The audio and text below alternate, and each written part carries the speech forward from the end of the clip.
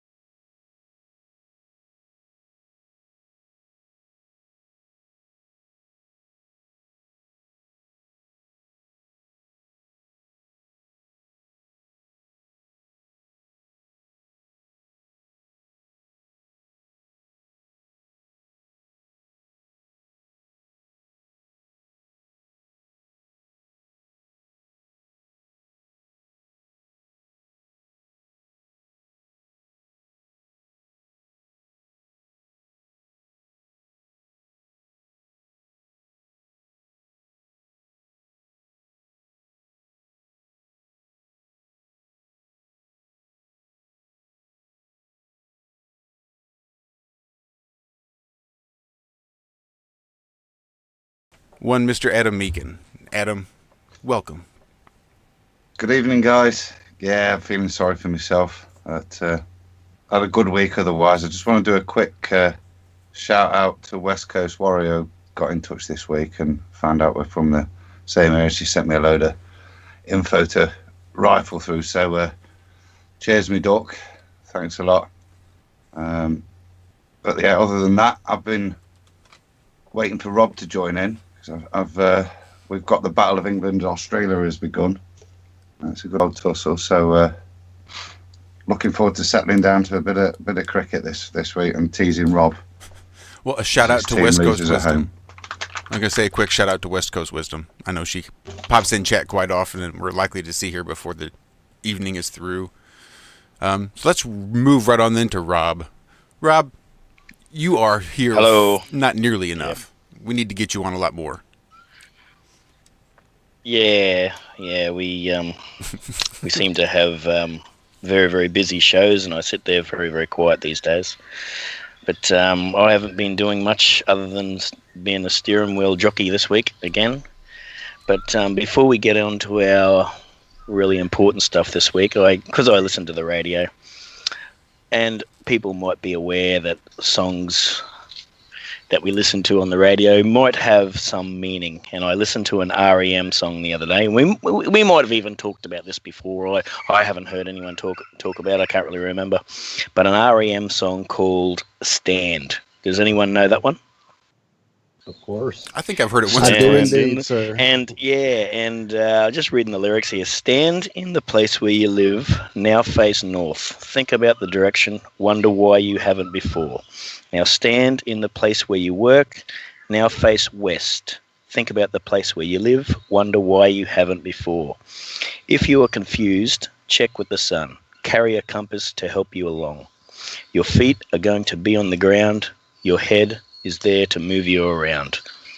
I listened to that the other day. I thought, wow, REM, they've got a few songs. There like is Yeah, that's they're something. very aware and very, very awake, I believe. So, And I'm having a flashback, Rob. I think we might have talked about this on one of the Yeah, fringes like a we couple did, years way ago back. on Yeah, our we songs. did. You know, with the Fool on the Hill.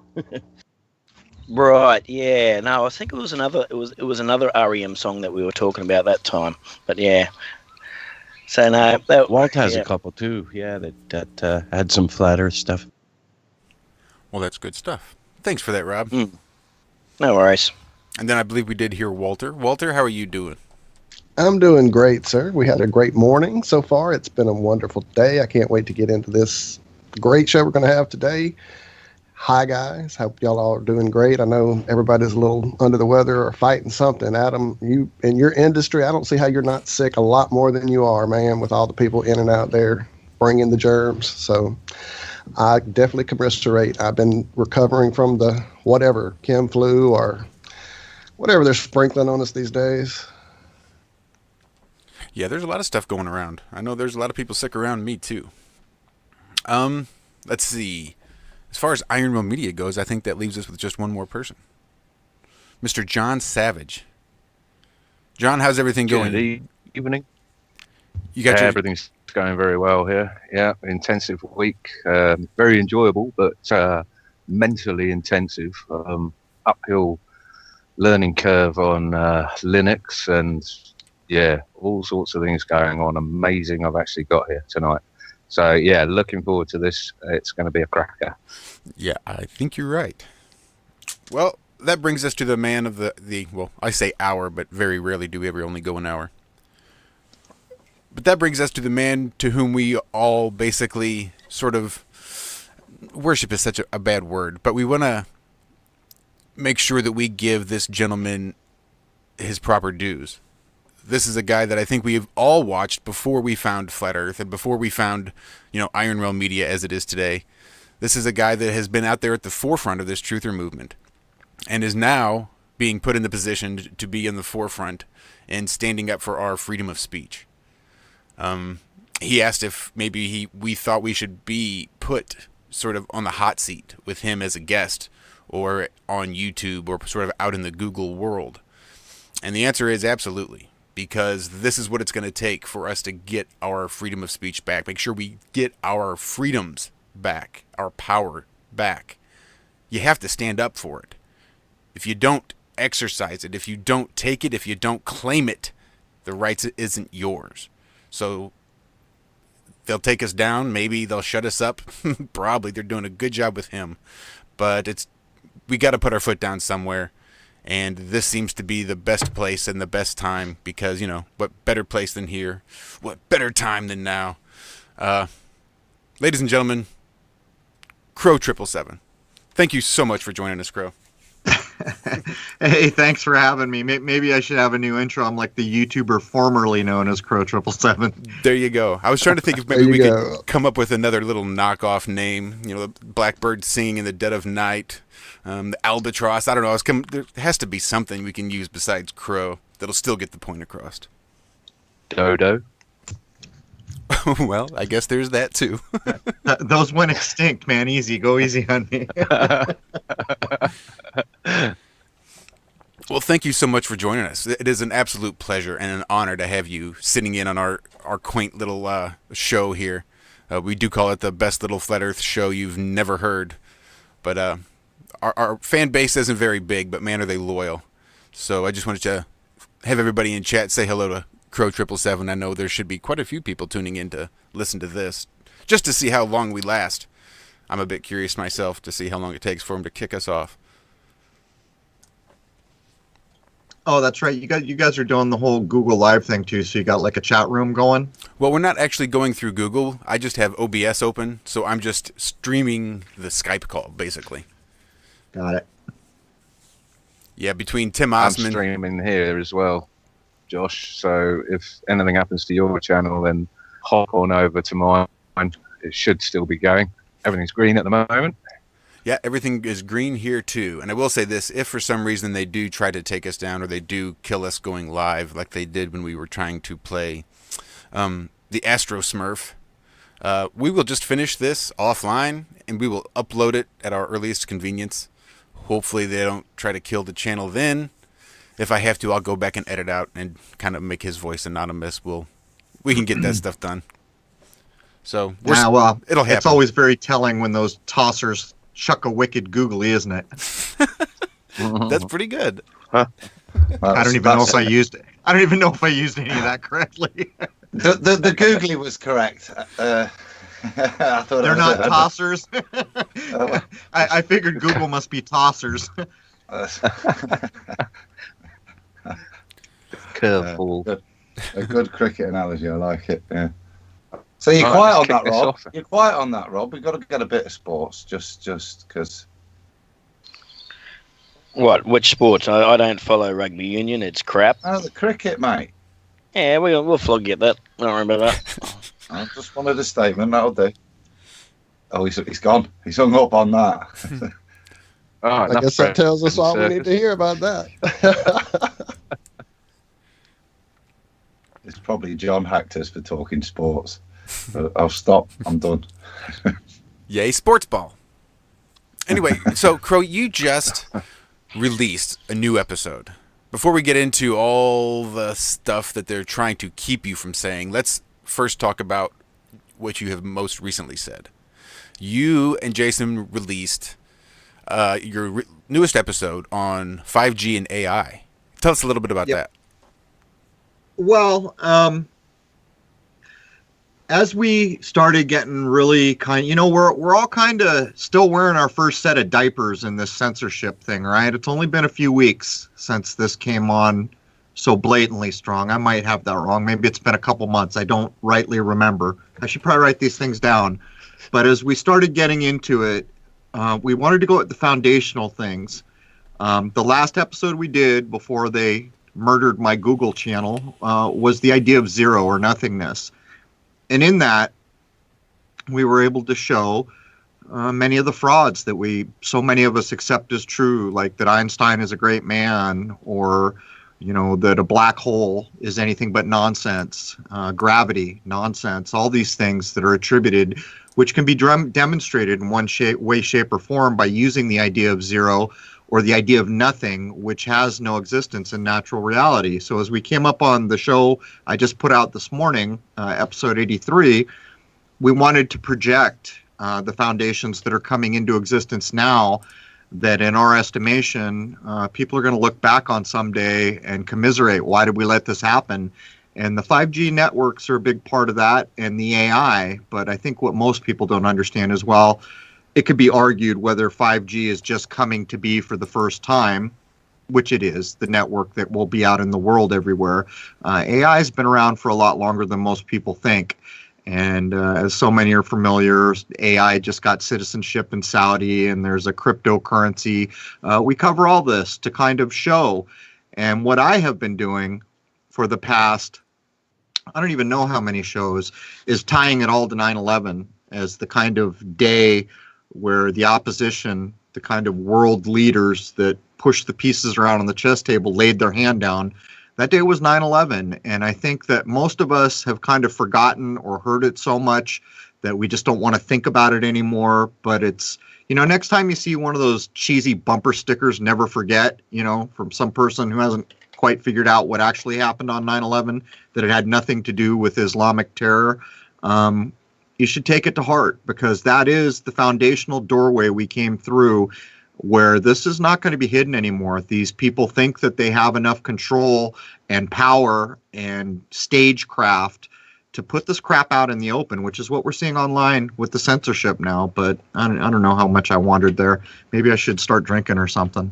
Just on 9/11, do you think it's growing, the people in America knowing that there's not something quite right about that? I know when I started looking at it in 2008, 2009, there wasn't many of yous over there that, and definitely not here as well, but there wasn't many over there. So do you think it's growing fast over there, that subject as well? When I first started tackling the false flags, 9/11 among them, when I put up a video, there was hell to pay. There would be the most blatant comments and threats, and as time went on, that lessened. By the time we got up to the Boston bombing hoax, people wouldn't even challenge me anymore. I stood my ground, and I noticed a thing about this.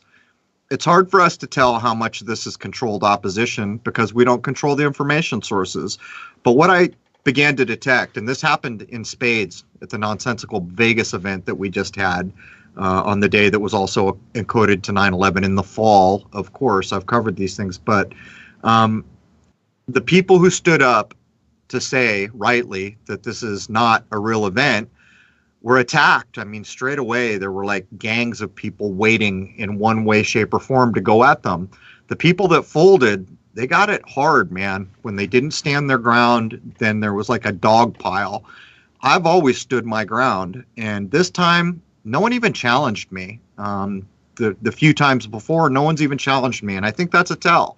Since we really can't understand what we'd like to understand, how many people out there get it, we don't control the information. Google controls the stats on anything like YouTube or anything else. So we can't really know what we want to know, but we can gauge it in the way I'm trying to demonstrate here, where even when I first posted the first lunar wave, I mean, what was it, a year and a half of hell I went through? Then I filmed the second lunar wave. So there was another, I forget what it was, 3 or 6 months of hell, people saying I faked it and I was lying and all these things. Then finally someone else filmed it. Well, over time, the attacks don't come anymore. The people will come and say, I don't agree with you, or clearly an airplane did that, or clearly that's atmosphere, any of the arguments that people like to put out there if they don't accept that there's something to this, but they're not attacking. And see, this is a tell because it reflects a consciousness, a state of consciousness in my view. So I would estimate that first off, 9/11 was designed to be discovered. I think it was actually planned, laid out, and designed to be discovered. That way, when a few million people were aware of it and none of them did anything about it, they take that as tacit permission in the same way that we all have our kind of corporate identities. It's a similar idea. But anyhow. Crow, I'd like to just ask a question there about the 9/11 thing. I mean, listening to your podcast and that, I hear you and I see you highlighting the 9/11s everywhere and the, count the ways. Is it? I mean, you were saying the other day that you've seen 9/11 in black and white movies and that sort of thing from the 20s, maybe. Is it when they're referencing 9/11 or when we're seeing this 9/11 reference? Is it referencing the actual Twin Towers being hit by aeroplanes in 2011, or is it just the 9/11 itself is a symbolic? It's telling us something is not right here, or some magic's being played on us. See, that's the perfect question. That's the thinking person's question.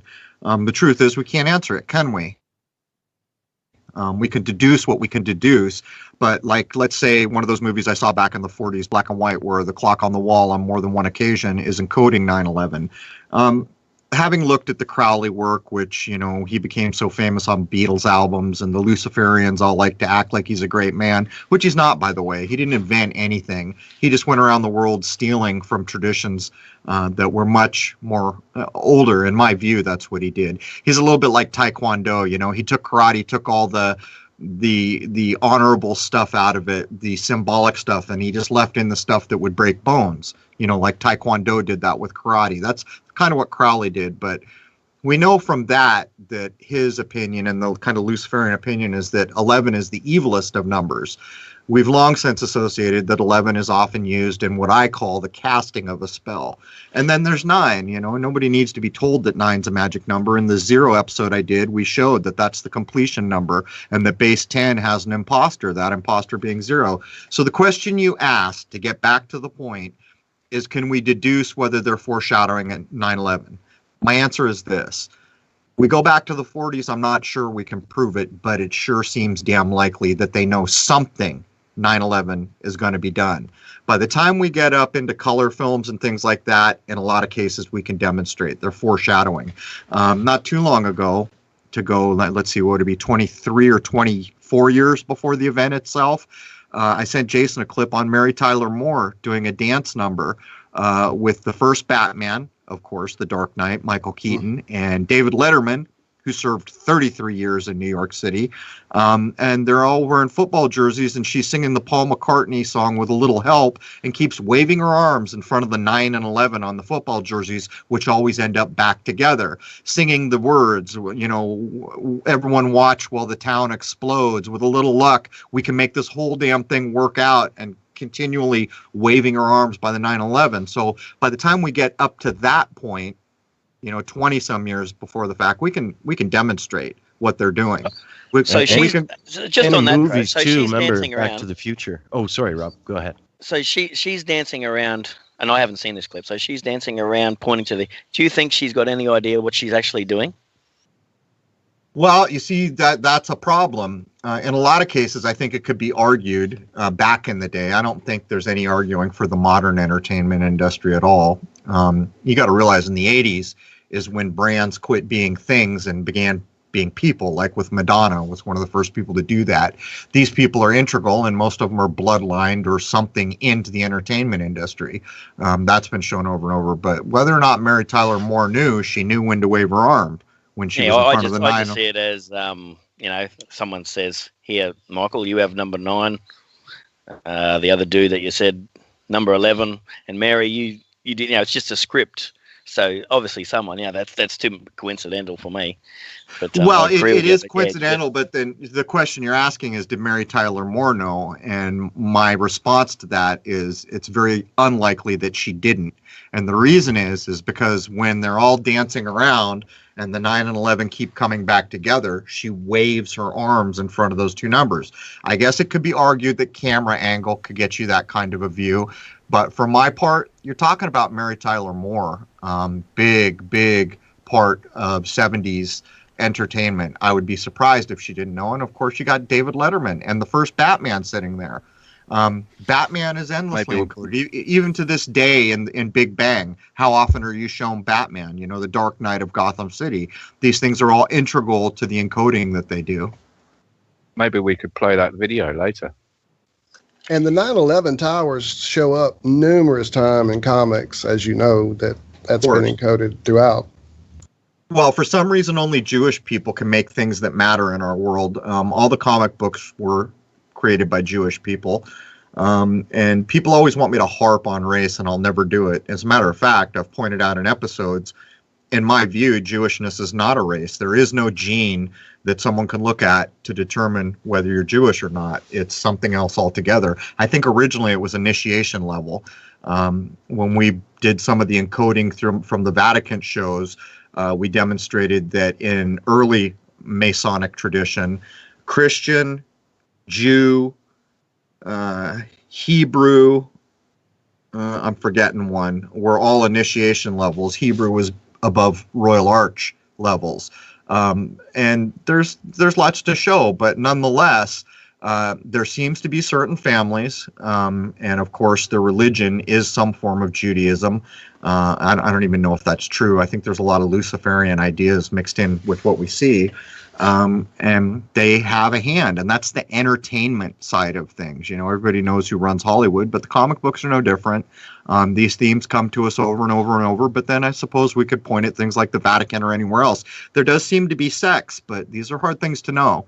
Maybe we could send some people out to hold people down and take their blood, and we could determine these things. Well, that would be one way to do it. Yeah, I was going to say, that's definitely one way to do it. Definitely not the NAP way, but that's a way to do it. No, that was a joke. Because we were talking. The blood does seem to be a big component of all of this. I mean, obviously the magic ties into the blood, but even the AI, I mean, they're spraying things. They're putting nanotechnology, the black goo. I mean, man, we can go so many places with this. It's so far-reaching, and so the tentacles are everywhere, literally. Yeah, a lot of it is false leads, though. You know, I never accepted the whole black goo thing. My problem is this. no matter what's put before me, I'm coming back to common sense first. And I would rather be wrong having used common sense than have been right going off on a tangent in some direction. The reason for that is much of the illusions that people fall for from media is because of details, these little mysterious mind hooks. It's what prevents a person from being able to determine that Vegas was nonsense. It's all those details that suck them in. If a human being can just step back and use common sense, a lot of times, man, you don't need a lot more than that.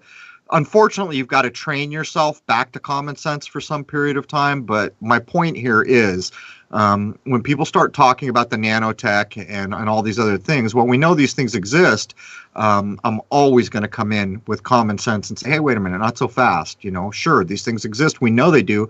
But where's our foundation to talk about it? You see, if there's no foundational solid thing to talk about here, then I say we move on. Because what's more important, in my view, is to get people to understand what media is for. In the last episode I just did, episode 83, I took a line out of Ozzy Osbourne's Crazy Train. Quite often, the little crow cartoon in my album art for my podcasts, the crow is always thinking something. Almost 80-90% of the time, what the crow is thinking is taken from popular music. Often rock music. See, there's a theme there because that's the media we all grew up with. Those are the songs that are in our heads.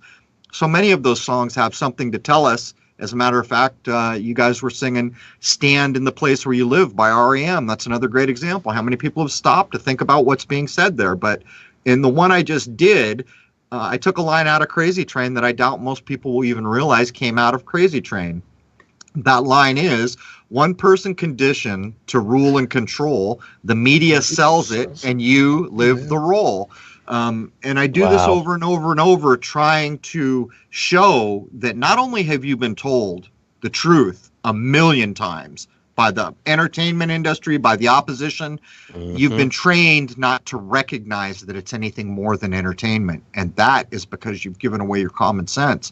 Common sense dictates that if you hear lyrics in a song, you should probably say, well, wait a minute, what are they saying here? Right? I mean, that's the common sense approach, I think. Or what are they meaning? Exactly. Deeper. But it's all ear candy. The reaction generally is, oh, you're just a conspiracy theorist. See, but it doesn't matter because that language was built in as a defense mechanism for the system. You see, anything's a conspiracy theory. These things don't matter. The minds are what matters.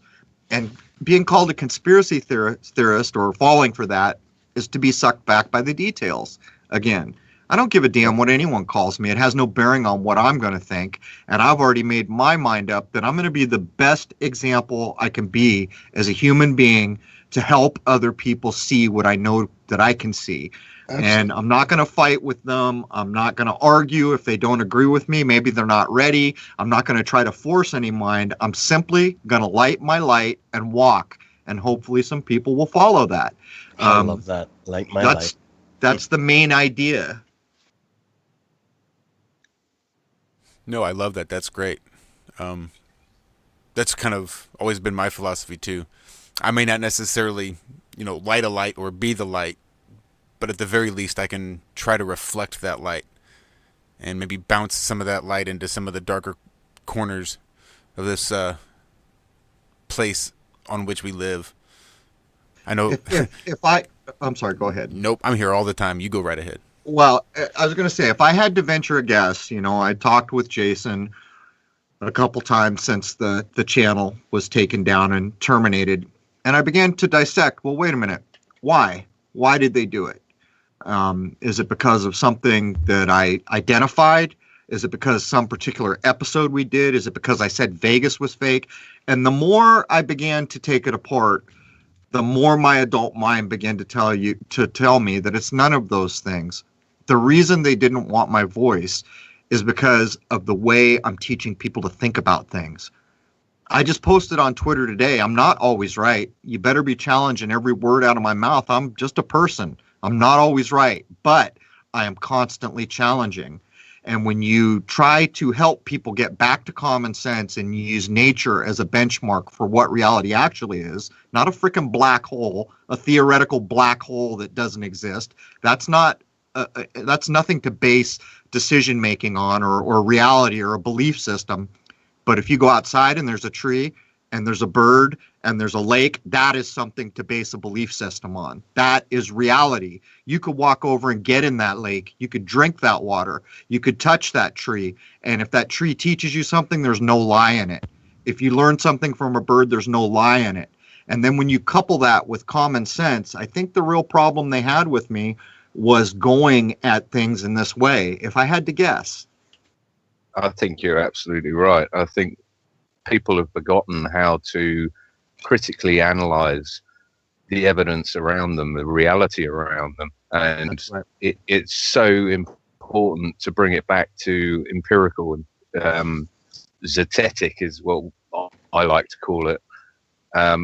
Observations that, cannot, and common sense, like you say. People are just wandering down roads of speculation and theorizing, and it's a dangerous path. I think you're on the right one.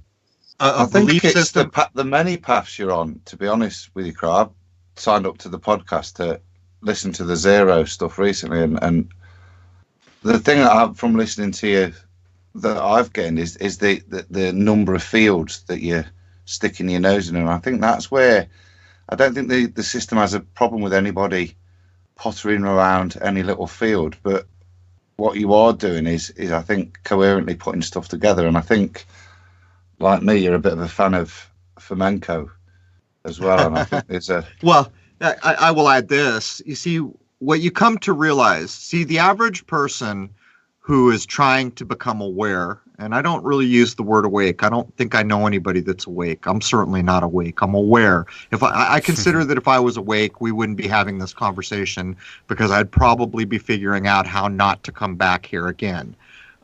These kinds of ideas. My point is this, is after about a year of training your mind to stop believing in things and throwing everything out and starting clean again, even not accepting that 1 and 1 is 2 until you reevaluate it. That basic is what we're talking. And it seems a simple thing, but it really isn't. It's a very damn difficult thing, because a human being gets comfortable with things and they always just want to go back to what's easy, what they're used to. It's kind of like always taking back that girlfriend you shouldn't be with, but you're going to do it anyhow because, it's easy. And even though you're not good for each other, you're still both going to do it. My point is, path of least resistance. It's the story of my life. You come to a point of challenging things where you begin to realize there's no difference in any of it. You see, the Vegas event is not different than Einstein. It's just not.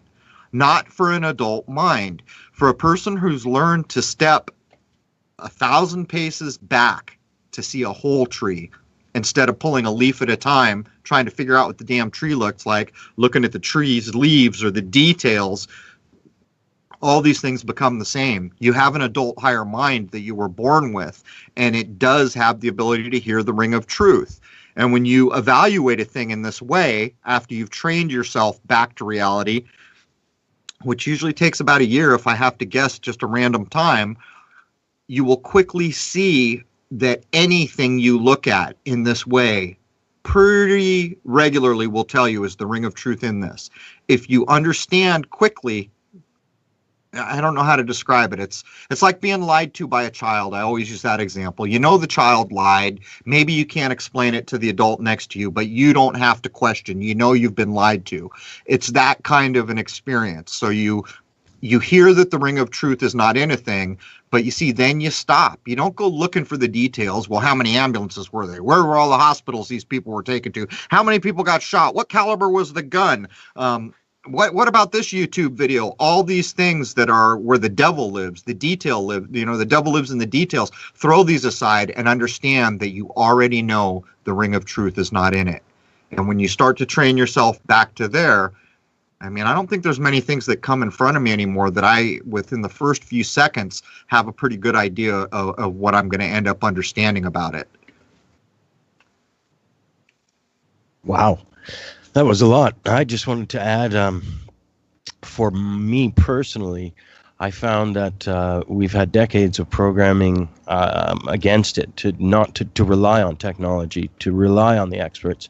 The 80s, and especially the school system I was brought up in, really played up that lean to the experts and trust the experts field. So that took a lot to overcome, and I wonder if my trauma or being in an accident or being open to certain things allows me to go back to the basics, because we're smarter on a basic feel level, whether it's the Holy Spirit, whether it's intuition guiding you, than the world portrays us to be consistently. They make you feel like you're less than, when in actuality, if you do use those senses, those core senses, sight, sound, feeling, your gut, that's all you really need. So yeah, I don't know, I went a little long there, but I think I would add a caveat there. You've got to be careful with your senses. You know, we just covered this recently. There's an idea in some of the Eastern traditions, some of the sects of Buddhism and other places, where the senses are the main problem that can lead you astray. The idea of, you know, that I got led astray, that damn rose was so beautifully red that it led me astray. This is what I would say. Yes, you have to use those senses, but you see, you can't get drug into the details. You just can't. The details will never tell you a thing that matters. What will tell you a thing that matters is stepping back and evaluating at an adult level a whole situation and quickly determining, is the ring of truth here? Everyone can hear it once they've gotten back to be. It's like, you got to train yourself to it. You know, you're all, everybody can do it now. They just don't understand. It's like getting a gut feeling that you don't listen to. And then later thinking, man, I had a gut feeling and I should have listened to that. And then the next time it happens, the same thing happens. And you think, man, that's the second time I really should have listened to my gut. It's not quite like that, but it's a sense of things that cannot lie to you. It's like the sky is blue. No one can come up and tell me the sky is green. I know better. It's like that. So I would just point out that you've got to be careful with your senses, because the details go straight for your senses, man. When they tell you people have been slaughtered and they show you pictures of blood, those are sense deceptions. Your eyes and your feelings and your emotions and your nostalgia and all these things are going to get drug into that dark damn alley. So I would just point that out. Yeah, but once, and Rob will tell you, hey, Rob, once you get popped, once your cherries bust, if whether it's 9/11, whether it's Boston, whether it was Denver, Sandy Hoax, any of these events, even politicians lying, NASA faking a couple of the missions, that leads me to believe the whole thing's false. All of the elite commerce scams and the banking industry and the frauds. Once you have one that you sink your teeth into and you actually see, it is, like you say, it becomes autonomous. You see it right away. Right away. What I find, James, is Boston was massive for me and Sandy Hook, but we don't have anything to that extent in my eyes. Or maybe we just throw them away now because they're so thick and fast. We don't look into them as much as because I spent a good year on Boston. I was going to say that, man. That's it. And they. You don't spend as much time, like even Las Vegas, it was a week. You have a look at a few things for a week and then it's just passed off. Yeah, and I think that's what Crrow's saying is 3 or 4 years for 9/11 for me, and then Boston, then Sandy Hook. It should have been Sandy Hook, then Boston. I think should have been the order, but I sort of saw Sandy Hook through Boston. But so there was just so much to see. Yeah, I can address that. You know how I came to Boston. My wife, and we didn't watch TV. I think we were looking for weather because it was, I forget whether it was hot or cold. I think it was getting ready to be cold in San Diego. It was December, wasn't it? No, I don't remember. For some reason, she was clicking through the channels, and I saw whatever Patriots Day is. Okay, so I saw the explosion, and she clicked. It just stopped on that channel. I saw the explosion, and she clicked by, and I said, "Man, another false flag attack." And my wife looked at me and said, "How did you know that was fake?" And I looked at her like, well, how the hell did you know it wasn't? And how couldn't you, why wouldn't you understand that it's fake? When people began to ask me, that's when I started to really think about how can I explain, how did I know that was fake? And so as I described what I just described a few minutes ago, still some people, that's not enough. So I started saying this. How is it that every person who wasn't in the military didn't understand that was fake instantly because it was just a smoke bomb? You were told there was shrapnel, people's legs got ripped off, yet none of the flags that were right there were shredded. But when you see that bomb, anyone in the military understands that's not a real explosion. Anyone who's thrown a hand grenade knows how horrific a real explosion is. To the point where when you're throwing a hand grenade, you're wondering to yourself, in the real world, could I throw this thing far enough from myself to be out of the injury zone? And when it happens, it is so violent and percussive and just gnarly, no other way to describe it.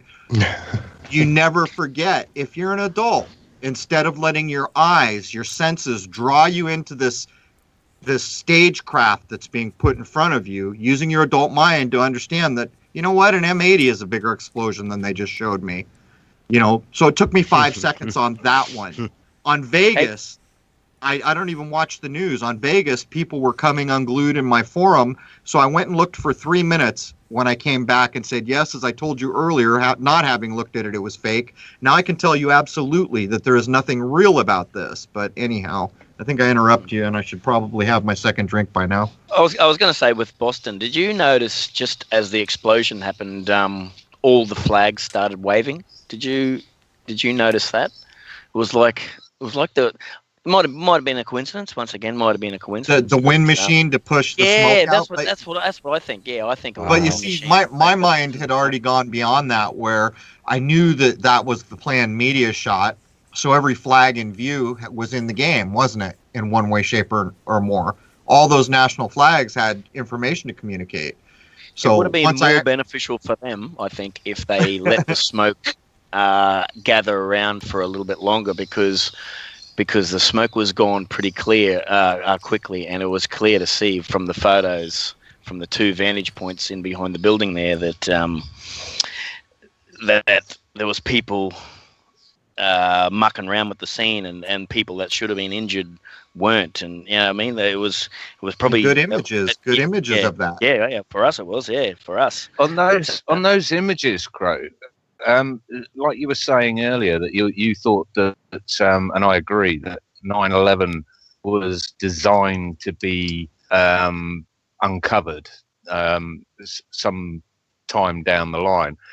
It's with Boston bombings. I mean, within a couple of days, they had massively high definition photos showing, prime people with rucksacks on and this sort of thing that was the key to showing that this was an absolute fraud. So my question is, again, I just wanted to explore this notion that we are being set up. These are designed to come out. We're meant to see this chaos.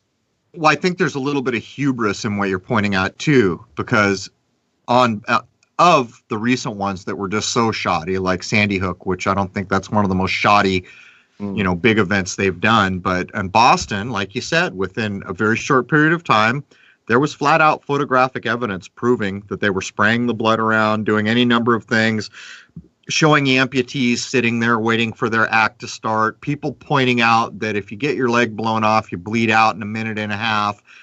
Here he is 5 minutes after the fact getting wheeled down the street. Just all the nonsense that clearly showed. But you see here, the dummies at Pulse. Here's the point, though. So how many people saw that, and how many people saw the evening news? This is where the hubris comes in, where these bastards, these kind of underhanded, hide-in-the-dark, lie-to-your-mom bastards that do this stuff, no. When we put our news anchor on tonight, in every city in America, then on the national news, then on the cable news, we're going to hit 400 million minds.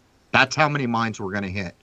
In this numbers game, our supercomputers already know that the outcome to a 98% certainty is that 80% of everyone will be convinced this is a real thing. So we don't give a damn that some dude got pictures, and that these conspiracy theorists, by the way, we'll label them that to make them look crazy, a few thousand, 10,000, even 100,000, maybe even 200,000 people saw the proof that this was BS, but it can't hold a candle to the 400 million we're going to hit at the 6 o'clock news. You know? Yeah.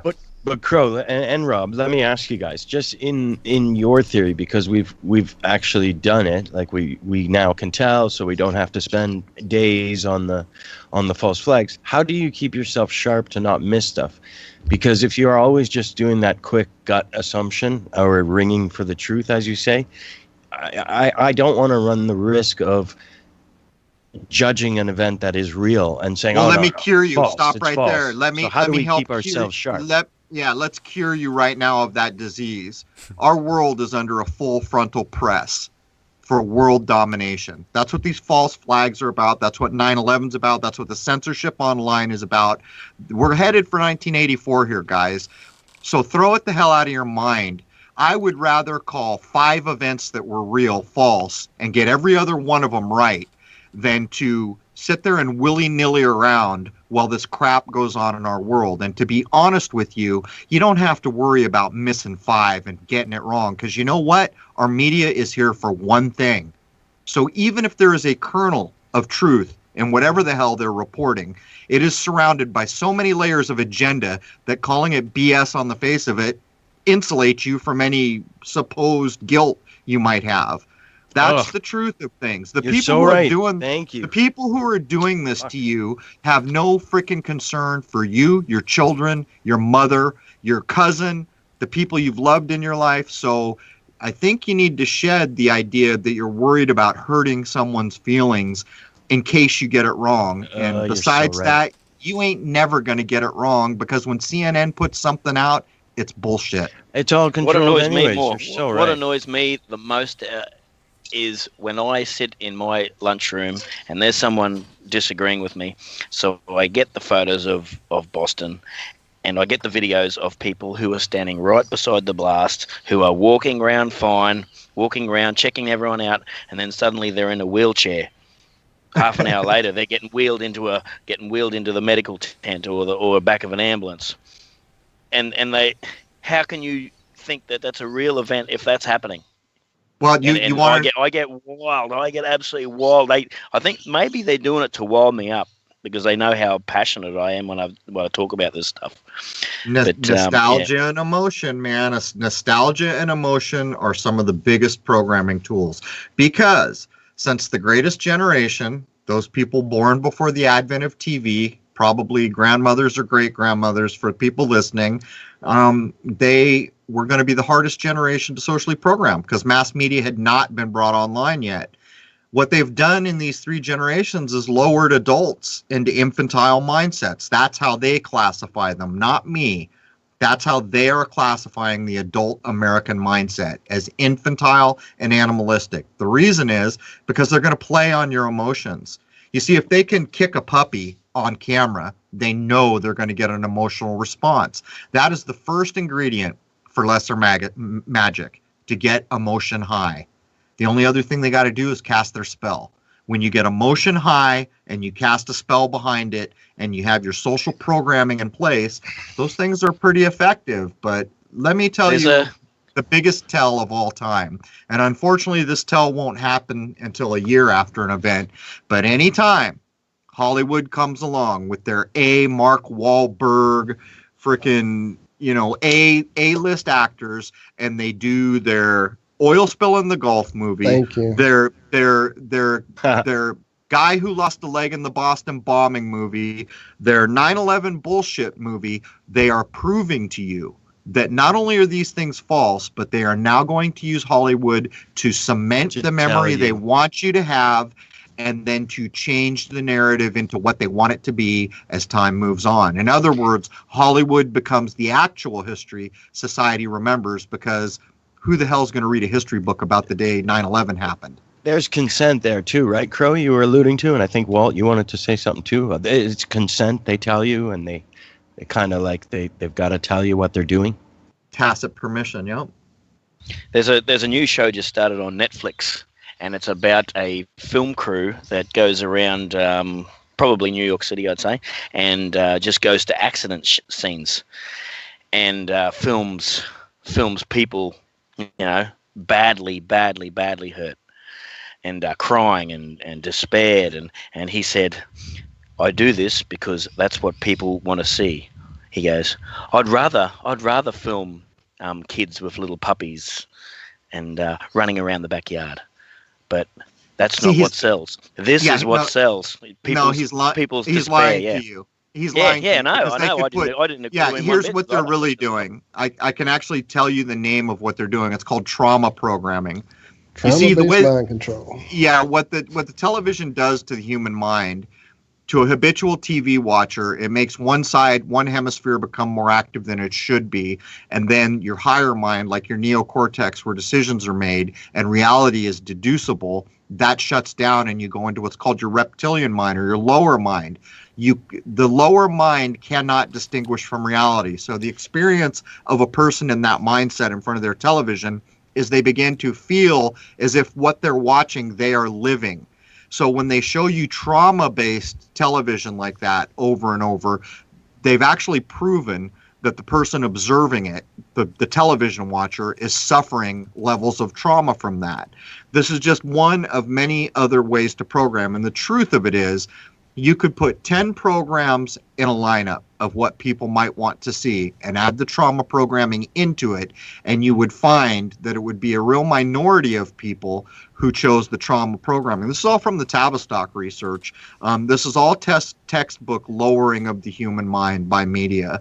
To go out and film misery like that is playing into the idea that America is circling the drain right now. We can all go back to, say, the 50s, when America was the greatest thing since, white bread.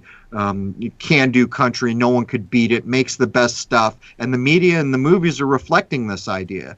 Well, we're all the way up to where we are now, and the movies and media are reflecting the exact opposite. It's exactly that Ozzy Osbourne quote that I just read to you out of Crazy Train. The media sells it, and we play the role.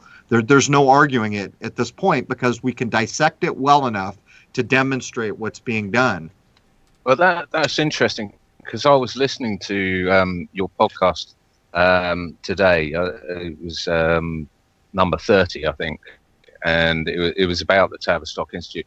I think it's quite important to point out to anyone that's listening, because we keep saying the word they.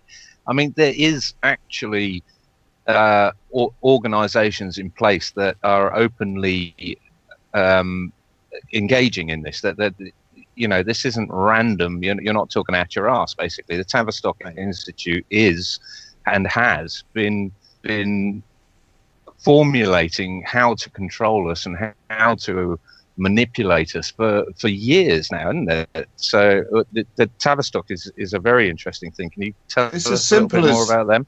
It's as simple as the order of the news, isn't it? Where they'll get an emotion to control you and then plant something for you to believe. Well, I've used this example about news for people who want to start to try to become aware of a reality-based existence and not be so tied up in this illusion of herd animal mentality that most of us are stuck in. You live in a local community. If you went out in that community for a solid week in your car and put in an 8-hour day driving all around your local community, how often would you see death, misery, a fire, a car accident, a murder, a rape, a robbery? So you do this for a solid week. Now go home after you do your solid week of research, 8 hours a day, driving around your community like a patrol car, and watch your news. Every night, that news will be doing its damnedest to convince you that 3 houses burned down, there was a robbery at 2 liquor stores, 3 people got knifed, a poor girl got raped, puppies were killed in a house fire. This is what the news does, and it's demonstrable. But to get back to Tavistock, Tavistock is not alone in this world. There are people that precede the turn of the 20th century back into the 1800s, like the Frankfurt School, who are actually partners of Tavistock now.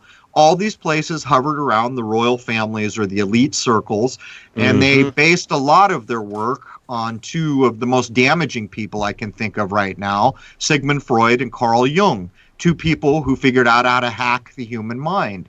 A lot of what they do is based on these things, and it's what they do. They engineer society, and out of these groups, like as an example, Sigmund Freud's double nephew, Edward Bernays, created PR, public relations. He invented it. So modern day marketing, public relations, which is almost in every corporation. He's the master of it, Bernay. Yeah. Right. These are the direct social engineers that brought us these things, and they've made it mainstream. What corporation doesn't either hire or have on board public relations? And things like Madison Avenue in New York, well, people might ask, those are marketing guys. Well, nonsense. They've shaped your whole life. Did you know that Christmas was invented by Madison Avenue? I'm not making this up. It doesn't Just have like anything to do with religion. Nothing the at all cards, to do. chocolates, and Valentine's Day was an invention by Cadbury. Of course, but you see, this invention is going to dictate what you do every December till the day you drop. And even if you choose not to participate, the society you live within is participating. So you can see the kind of overarching, far-reaching effects that social programming can have. In this case, I like to follow it a little deeper, Crow, because then with just what you said, that system, they're equipping agents like, I remember Alice Bailey, Helena Blavatsky, they're equipping those people with all of this knowledge and power, like Jung and Freud, and then using it to form what they play and we take. Right. Crow, can I ask a question then? I mean, obviously, Sure. I agree with that. We're all aware of that, and we've discussed in the past Christmas sorts of things. How do you then turn that around so that your awareness of it, you have to participate? How do you turn it into an empowerment then? So be more specific, please.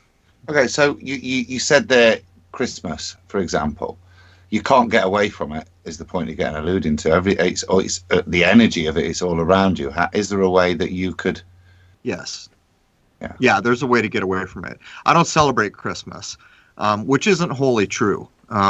I have older people in my family. We put up a small tree. I tell people, don't buy me anything. I don't want things. I'm not participating in the materialism of this. I'm not buying into the idea that a whole economy depends on how much crap is sold at this point. And I don't participate. And while I may show up for a Christmas meal, I moderate what I do. Like yesterday was Thanksgiving. Guess what I didn't eat? Turkey. You know why? I'm not 100% vegetarian. I'm as close as I could be, but I do eat chicken from time to time, and I do eat fish from time to time. But I will never participate in Thanksgiving because it's the wholesale slaughter of endless turkeys simply because someone made up a thing. So we all act like a herd mentality of animals. We all belly up to the bar on that magic Thursday in November every year. We take a turkey that's been killed for us and we eat it. And don't get me wrong here. If you choose to make that choice, that's fine. But what I do is I decided that, wait a minute, if I was a true higher-minded individual that grew up in nature, what would I be doing this time? You know, I'd have dinner, certainly, but I'm pretty sure I wouldn't be eating a turkey. And since I understand the idea of how we got this, I don't agree with it. So I just won't participate. You can't switch the mind of another. Like, I can't go upstairs and say to my sister, man, what the hell's the matter with you? Why are you eating turkey? That's not my choice to make. If she wants to eat the turkey, that's cool. It's her choice. But what I am doing is saying, this is not important to me. I'm going to light my light. I'm going to go do what I do. And maybe someone will recognize there's value there. Truly, if there is value, someone will recognize it. If I'm just deluding myself, then I'll be standing there with a light in there that no one follows, I guess. But you see, this is the way of things. We can change our own minds. That's the only thing we really can change. If we do a good enough job of demonstrating the value and why we're changing our minds, then typically other people will take an interest, and then their mind will change. This is how every idea since the beginning of time has ever come to be. It's how we got the turkeys. You see, someone said, hey, man, look at this great idea. We're going to celebrate this day of thanks by having turkeys. And these other minds around that mind said, hey, that's a pretty good idea. Okay, we're going to have turkey too. You see? So there's always a way to go and try to set a new standard. There's no guarantee they will work, but why wouldn't you try? Every idea in the history of the world has come to in the same way. One person did a thing, and if they demonstrated it well enough, other people wanted to take part. I guess that's what I can say. And I think the turkey I like it, man. generally comes with a side helping of Kool-Aid as well, doesn't it? In Jonestown, it did. Or a syringe. I think they use syringes in Jonestown too. For those that weren't quite willing to drink the Kool-Aid, they got it one Hollywood, way or the other. and Hollywood stagecraft with a U.S. senator and a director. So yeah, I don't really watch like my local news or national news. I watch Netflix and stuff with my girlfriend when I try to relax, but not so much anything on my actual broadcast television. But I'm assuming that the news is still probably set up pretty much the same way, where it's got the newscaster taking up about a third of the screen, 2/3 for hopefully some sort of motion graphic talking about what's coming out of his mouth, probably some scroll bar down at the bottom, maybe 2 or 3 at this point, some time, some temperature, probably a station ID somewhere, and then you have the newscaster droning on in this very strange cadence. Right, so again, what you have is just classic mind control. You just overwhelm the brain and then make your subconscious try to focus on this odd cadence in the language, and pretty soon you're just the drooling idiot listening to believing whatever words come spilling out of this asshat's mouth. Go watch the graphics. There's always a spinning circle, a spirally thing, a classic hypnotic technique to get you into that mind state. Absolutely. America's Funniest Video does it. So many of the places do it. But here's the thing. We broke down how news is delivered in one of the episodes. I think it might have been a Tavistock episode. On average, in a 30-minute segment, you could get somewhere between 30 and 40 news pieces delivered to you, which means that the average news piece is brought to you in 30 seconds to a minute and 15. Quite often, when it's delivered to you, there will be 2 sentences. Sometimes in those 2 sentences, they're using 10 words or less, and all of the language is super simplistic. And the reason for that is because there is an actual stated documented push to use media and other sources of entertainment to reduce the English language down to 80 commonly used words and 250 overarching words that make up the entirety of the language. So those are things that you can observe about the news. And I would point out, things like Dante's Inferno, that book was credited with saving the higher-minded ideals held in Italian. Later on, it was done in English with the Canterbury Tales, and then again in Spanish or one of the Latin-based languages with Don Quixote. Don Quixote, right? Yeah, so these were recognized. It was all started with Dante's Inferno as recognizing. Someone recognized. I don't remember the whole story, that they were losing the higher-minded possibilities in the society as language was being dismantled. So that actual tome was written to preserve the quality of the language, to preserve the higher-minded ideals. So that there's a whole side of media there where they're literally trying to lower the higher-minded ideals of a society by limiting the language down to ridiculously few nouns and verbs. And if you listen to the news, it's quite often, the president did this today and it was bad. I think if they have their way, with things like Twitter and texting on your phone and things, they'll have it down to 80 characters, not 80 words. Good point. I think that goes to the... Hey, man, we've gone just about an hour. Do we get a potty break on this train ride? Absolutely, sir. You know what? We absolutely All right, well, I'm going to mute out and take about 4 minutes. In about 4 minutes. That sounds great. We usually take about a 5 to 7 minute break, just enough for everybody to go hit the head and grab a cup of coffee or a cup of tea or whatever it is Adam's taking to try to feel better these days. Get you some golden milk, my friend. I'll have to call Turmeric, it quits, guys. golden milk. Sorry. Hey, I just had a quick question for you, Walt. Was that the alpha state when you and Crrow were just talking about putting you in it? That's the aim. That is the wave they put out through the signal. It's coming to you through your eyes, your ears. It is putting you into a state of acceptance, almost dreamlike. Okay. Take it easy, Rob. And that'll kind of like segue us to the 5G, I imagine.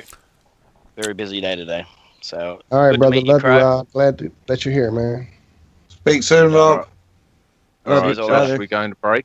Yeah, we are. Yep, we'll go to break here just a little bit. I want to tell For Rob everybody goodbye. that's out there, we appreciate you guys being here, and you're here every week. The ones that are, the ones who didn't make it, we'll see you down the road when you listen to it on the backside. But man, we thank you all for being here every week. We love you guys, and it's why we do this.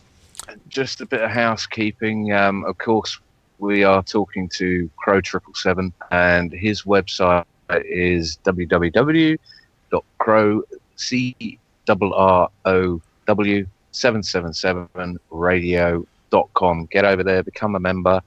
You get the first hour free. There's no login. There you go. How was that, Crow? Paid. That was amazing, bro. That was beautiful. That's the most work John's put in a while. Twitter at Crrow with CRROW777. So check him out there on Twitter as well. You can find us crazy nuts loose somewhere roaming around the Twitterverse, usually at some point during the day. And if people have got questions in chat, they put it all in all caps or something. If we get to a point where we can pop over to chat and ask some questions. Is that how it works?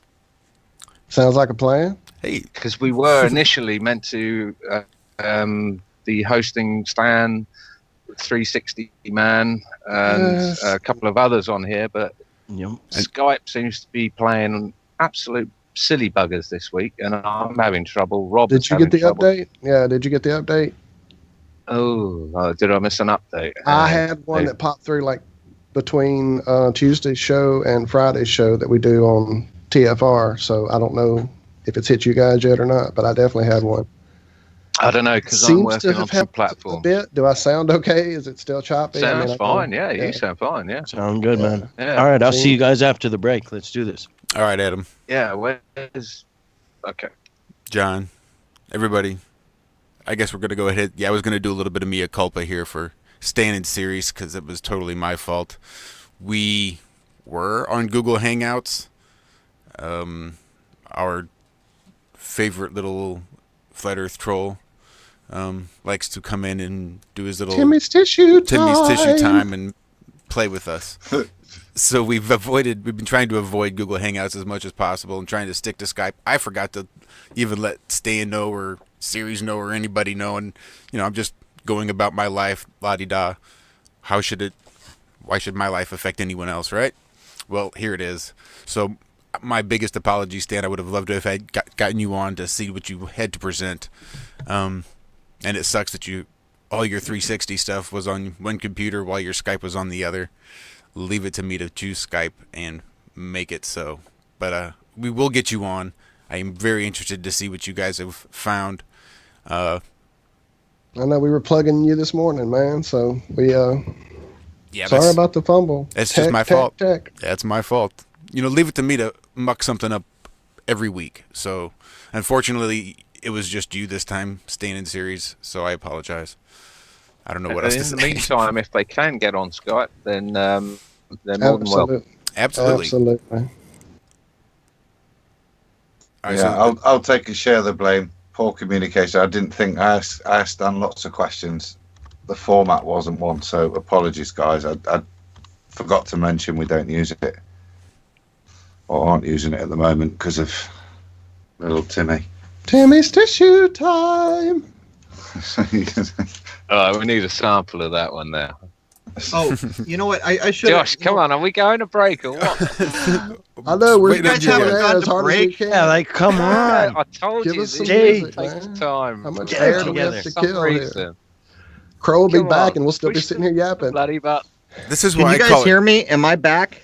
Yeah, No, you- we're trying to go to break. Josh won't cut us out of here. Yeah, man. so He am likes I. it I'm too trying much. to go to Sorry, break. man. You guys 10 left minutes. your window. I already peed. I know. I told him that. Crow's going to be back, and we'll have to stay on. We'll all be tied the knot here. I'm going. I'll be back. Time for another beer, Crow. Yeah, I kind of like doing this show, man. It's nice to do kind of an after-hours show. I'm so tired of having to be on all the time, It's just kind of nice to come with some guys and talk about stuff. Well, that's what we do. Well, we pretty much talk about anything here. Yep. Yeah, I'm glad you're relaxed enough to really just kind of kick back, because that's really what I was hoping for. I really hoped to get a more relaxed. I mean, as much as I love the On Crow, because it's great to listen to, I was really looking forward to seeing that other side. Just really more relaxed. Like to hear that curse word drop now and again. type of crow. Yeah, I really dig it.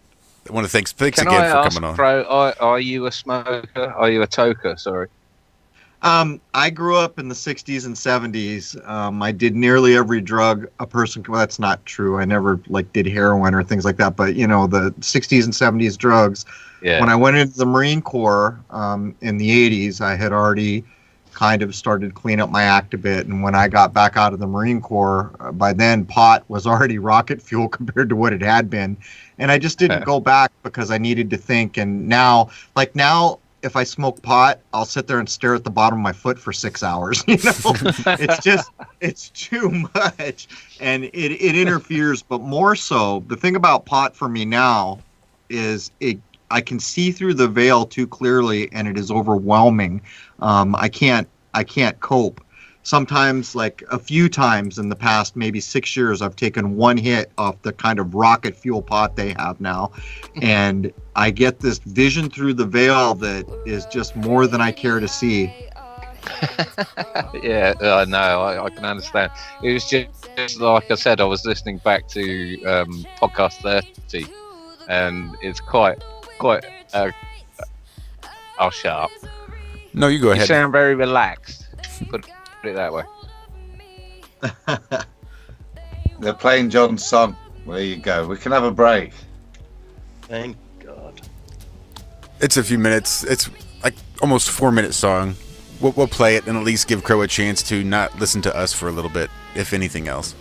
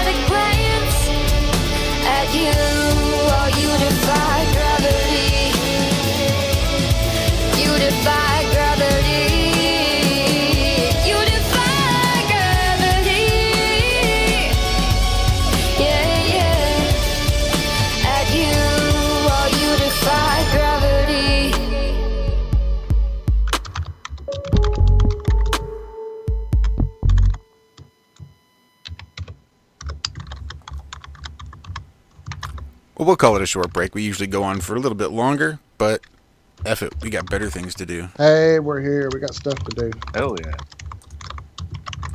Who's typing? I believe it might be Crrow. Fast and Furious. Oh, sorry guys, are we back? Yes, sir. Are you welcome kidding? back. We come and go without a word. We're Put the down the crack Warn pipe, you. step away from the keyboard. I guess it's our silent trigger, the end of the song. yeah. I knew it was nobody earlier, in. By the way, Crrow, you had a little Freudian slip when you said Lesser Maggot. So that is a new band name. I call it. Sorry, mine. I thought it was an apt Instead description. of- No, but I actually should have pointed out. As I go out to go take a leak, I'm thinking, I just bagged pretty hard on Thanksgiving. The whole point of what I said about Thanksgiving is it's the idea of herd mentality. If you go through a year and then you come together with everyone else in the country to do the exact same act, my point here is that's been programmed into you. As an individual human being, you probably wouldn't be doing those things. It was not my intent to bag on the idea of Thanksgiving. It was my intent to kind of point out how I try to separate myself from the social Amen. programming. Hate the sin, not the sinner. I always say it. Hate the sin, not the sinner. And I think we all have our own take on these holidays on our little group here. So personally, you haven't stepped on any toes here, and our listeners have heard us say probably a lot worse about some of these pagan holidays. How about if we all sing Wahoo Dory now, okay? Here we go. Wahoo Dory. I've been called a miserable bastard by Adam because I bar humbug about Christmas and birthdays and Mother's Day and Divorced Father's Day and all this other nonsense they sell cards for over here. So yeah, I'm with you. In a loving way, John. Though I said it was. Yeah, I know. Well, things like Christmas are actually hiding important parts of the year because everyone's so wrapped up in Christmas they don't understand that they've reached the winter solstice. And the solstices and equinoxes are the only true division of time down here. So there's all that to consider. But that's like a whole other conversation. P.S. You said wrapped up. And the sun dying for 3 Christmas. days, rising again. And there's a lot in it, isn't there? Don't give away the stagecraft. That was probably what I was more alluding to, actually, Crrow, in terms of that maybe recognition of other things, but while still sharing in the goodwill and humanity of the season, but maybe seeing a bit deeper. And for me, that's what I try to do is turn it into a positive as opposed to being offended by the commercialism and the lights. It's more a matter of, I don't go mad, do you know what I mean? I still buy gifts for loved ones, but it's not a engagement in the full commercial machine. But Right. And I'm not religious either, so it's more a time of joy and happiness. And for example, in my shop, I'll put mince pies out every day. Do you know what I mean? For December, it's. Do you know what Are you talking about happiness. mince meat? You're talking about a mince meat pie, right? That's old school in the United States. Yeah, sorry, yeah, sweet mince meat, not like beef. Yeah, that's old school, man. That my dad's generation was all about mincemeat pies. He used to turn me on to them, and I couldn't figure. I didn't get it when I was a kid. I understand it a lot more. He taught me a lot of things. He actually roasted chestnuts on an open fire to show me what that was all about. Tasty Wow, stuff. that's dedication. That's No awesome. kidding. So what is it about Christmas? Since we're on the subject, I mean, it's the thing about bringing the tree into the house and lighting the candles and the Saturn Amanita worship. muscaria, Well, that's red and white probably mushrooms. that's probably how they implemented it, right? So they took the old pagan traditions that understood they were at the equinox, and they slowly wrapped it over into the new paradigm, which was being run by the Catholic Church, and that's kind of how they shifted it over. That's my guess, anyhow, why we have these pagan leftovers into the new, more religious traditions. But what it's actually doing is separating people from the solstice. And most people think that's a pagan thing, and it's all these. It's not, man. It's the sun is what lights our world. It's what allows us to grow things. When it gets to springtime, all the animals will have babies. That's all about the sun. And these points are marked at 4 times, and that is true time. Unfortunately, we've all been pulled into artificial time. Jason and I did a show on that too, which is very interesting, because I set out to demonstrate that our every portion of our life is an artificial construct. So I wanted to take time apart. And so we started by demonstrating how the time zones were implemented. And I pointed out that there's one time zone, I think it's central if I remember, in the United States. If you were to stand on like the western edge of the time zone and then put another guy on the eastern edge of the time zone, those dudes would be somewhere between 800 and 1,000 miles apart. But if they both look at their wristwatch, same time. So it kind of illustrates the artificial nature of getting away from looking up and saying, hey, man, the sun's as high as it's going to be today. It's noon, you know, and making fun of it.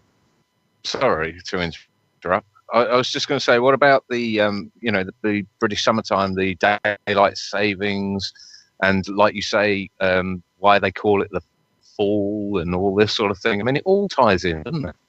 Of course, because the people who are the chess piece movers, all of us being the chess pieces, they understand the older ways. They've separate, it's the same idea of why places like the Catholic Church, or you could even use China in this example. China took apart Tibet for the very same reason, because they had a culture there that was based in the older, I guess what we could call alchemical ideas, just a science based in nature, confined to nature, concerned with nature, demonstrated by nature. That's why Tibet was taken apart. Because you see, those systems can take you all the way. It's been demonstrated that they can take you all the way. So, I guess that's how I would answer that. All these things, daylight savings time is just another part of it. The big tell with daylight savings time is that it's done at the equinoxes. So here's these important points of the year, and of course they're going to jack your clock back or forward 1 hour, which is 1/24th of a day.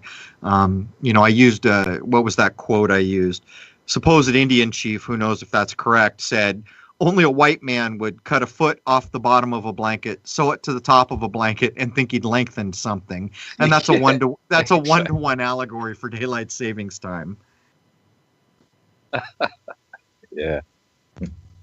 Walt and I covered this morning over on Truth Frequency Radio a little bit about Christmas and sort of the holidays, and I still stand by it, other than the cesarean section or circumcision, that Christmas is still one of the biggest trauma-based mind control things we do to children. Just the introduction of magic. It's funny you mentioned circumcision. I'm thinking about doing a show later on that. There's all this kind of really older research that shows that's the feminine aspect of maleness. And so what they're removing is the feminine aspect of male. And so much of the system is out of balance because we've become such a masculine world, right? The kind of feminine side of things is not balancing out us crazy dudes that always got to be going to war or doing something else crazy. We need that feminine, to balance us out. That's yeah, but it's a trip. There's a whole thing about the foreskin and how we got that whole thing. But anyhow, I guess we don't need to talk penises in this episode. That'll be another show. Yeah, we got plenty of dicks here as a table. Yeah. It's in the Bible, as far as I know. There's something mentioned about it anyway in the Bible. But circumcisions and cesareans, was it? Yeah. Welcome to the Bible. By the way, God made part of you that's not good. We're going to cut that part off. Which is, again, just programming. I think what God You'll meant never to say be good here enough. was... You were inherently never good enough. Thanks to Adam and Eve and original sin. That's just the way it is. This is just the physical manifestation. See how unworthy you are? Welcome to your I would point out that the surface reading of that book, in my view, is meant to not be helpful, but there is so much more encoded in deeper levels, including the old natural ideas, all encoded there. We've done episodes that show the 12 saints of the Catholic tradition were actually encoding the sun in a given month. It's not really arguable. You can demonstrate it to a point where if someone wants to argue it, it's just because they don't want to accept it. And that's not a run at anyone's religion. It's just demonstrating that the Freemasonic ideas were, part and parcel of what the Vatican ended up encoding into religious text. And you've been talking about this recently, haven't you? I mean, about the common law incorporated, or at least natural law, or God's law, or whatever, incorporated in the Torah and the first 5 books of the new, the first, And can you expand on that? I mean, because we're quite interested in law here as well. Well, Absolutely. Jason's always been real big. He named his stuff Secrets of Saturn. He's been big on the supposed Roman Empire morphing into the Holy Roman Empire, the Vatican. And he's been big into the strawman identity. And we were recently talking basically that the Catholic Church handed us the history that we have in the West of supposed older days through a guy named Scaliger. Most people would recognize him as Josephus. But what they call our chronology in the West is the Scaligerian chronology, which is basically this dude Josephus, who was probably a Jesuit. If he wasn't, he was certainly related to them. People have even made the argument he's a made-up personage. But this is where it came in, and we began to discuss how can you accept any history from this place when they're the people who helped implement the straw man identity, which is attributed probably back to ancient Rome, if there ever was such time. But the inheritors of that would have been the Holy Roman Empire, or, well, there never really was a Holy Roman Empire, the Vatican. And so my point was, if these guys are honest arbiters of information, why are they trying to control us all through a corporate strawman identity that you're never notified exists in the first place, that's given to you at birth? Well, it's given to you at birth now. When I was young, I think my first job was at age 14. So I think I got my social security number at age 14. So that's when the damage was done to me. Yeah, we got it at 16 over here in the UK. But yeah, exactly like you say. I mean, I think the Roman Empire, if it even existed in the way that we're described, was the start of this and morphed into the Vatican, and the whole birth certificate farce was brought about was in 1666, count the ways. With the Sesta KV Act. Well, the 1666 is interesting, isn't it? In terms of and the when you Fire of talk about- London. Yeah, isn't there a records plague were or burnt. something in that time too? I'm not sure I accept plagues either, guys. I may be taking apart plagues. One thing I noticed about so many of the plague stories is, it killed a third of the world's population, and I'm all, come on. You know what I think is probably correct, and this is going to sound outlandish to people, but I'll say it anyhow. We're in an after-hours show, so I'm not here to prove anything. This may be something I go out later with a little more evidence. I suspect that the physical population of life, so living things, is a static thing. It doesn't decrease or increase by any appreciable amount. I think the whole narrative that population explosion is using all the reasons, I think it's made up. I think we're going to find out that these old encoded ideas in movies where dude gets killed, flash to the moon, baby gets born, is actually a true representation of what happens here. There's a lot to sift through there, but I'm really kind of thinking that since all people started to gravitate towards cities over the last, I don't know, half a century or whatever it's really been, hard to know. I think that's how they're leveraging the idea that population is ever increasing. I don't think it's a true thing, although I will have to go at it in the way that I do to demonstrate it in some way. That was one of the seeds I planted yesterday during Thanksgiving dinner to my reluctant in-law who's not looking at many rabbit holes anymore. He was talking about something to do with population, and that was one of the things I was talking to him with, just that idea that it's just used to limit our thoughts, our ideas about resources, it's real easy to make people buy something they don't have to buy if they think there's not a whole lot of it around. So, well, water is going to be the next big thing, and that that's is going to be huge. That will be dependent on the idea of global warming, which is go fraud. check into Nestle and what they're doing with water. It's madness. But of course, all of this comes back to the narrative of scarcity. Right. So you've got scarcity of Supply land, and demand. scarcity of resources, scarcity of, but you have an increasing population that is going out of control. That we've It's been told for at least- unsustainable. Well, that's how you balance. Yeah. That's the magic you're harnessing. That's the energy that you get. You keep that out of balance. It should be remain static, but you throw it off on one side, you kill a bunch of people, you get to harness that energy. I'm just talking out my ass here.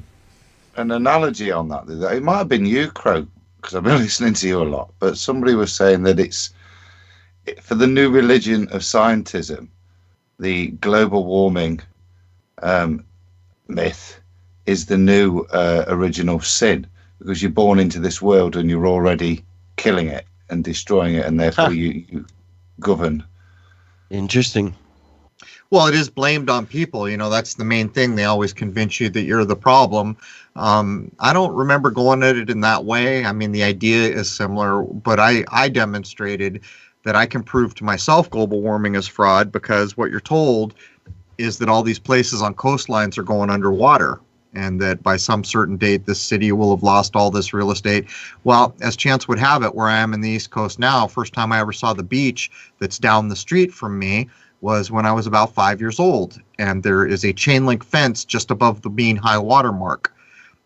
The reason that matters is because when you happen to have a storm, a big storm, when the moon is full, so the tides will be high, and the tide is high during the storm, all the seaweed gets caught in the fence, which lets you know the water made it that high.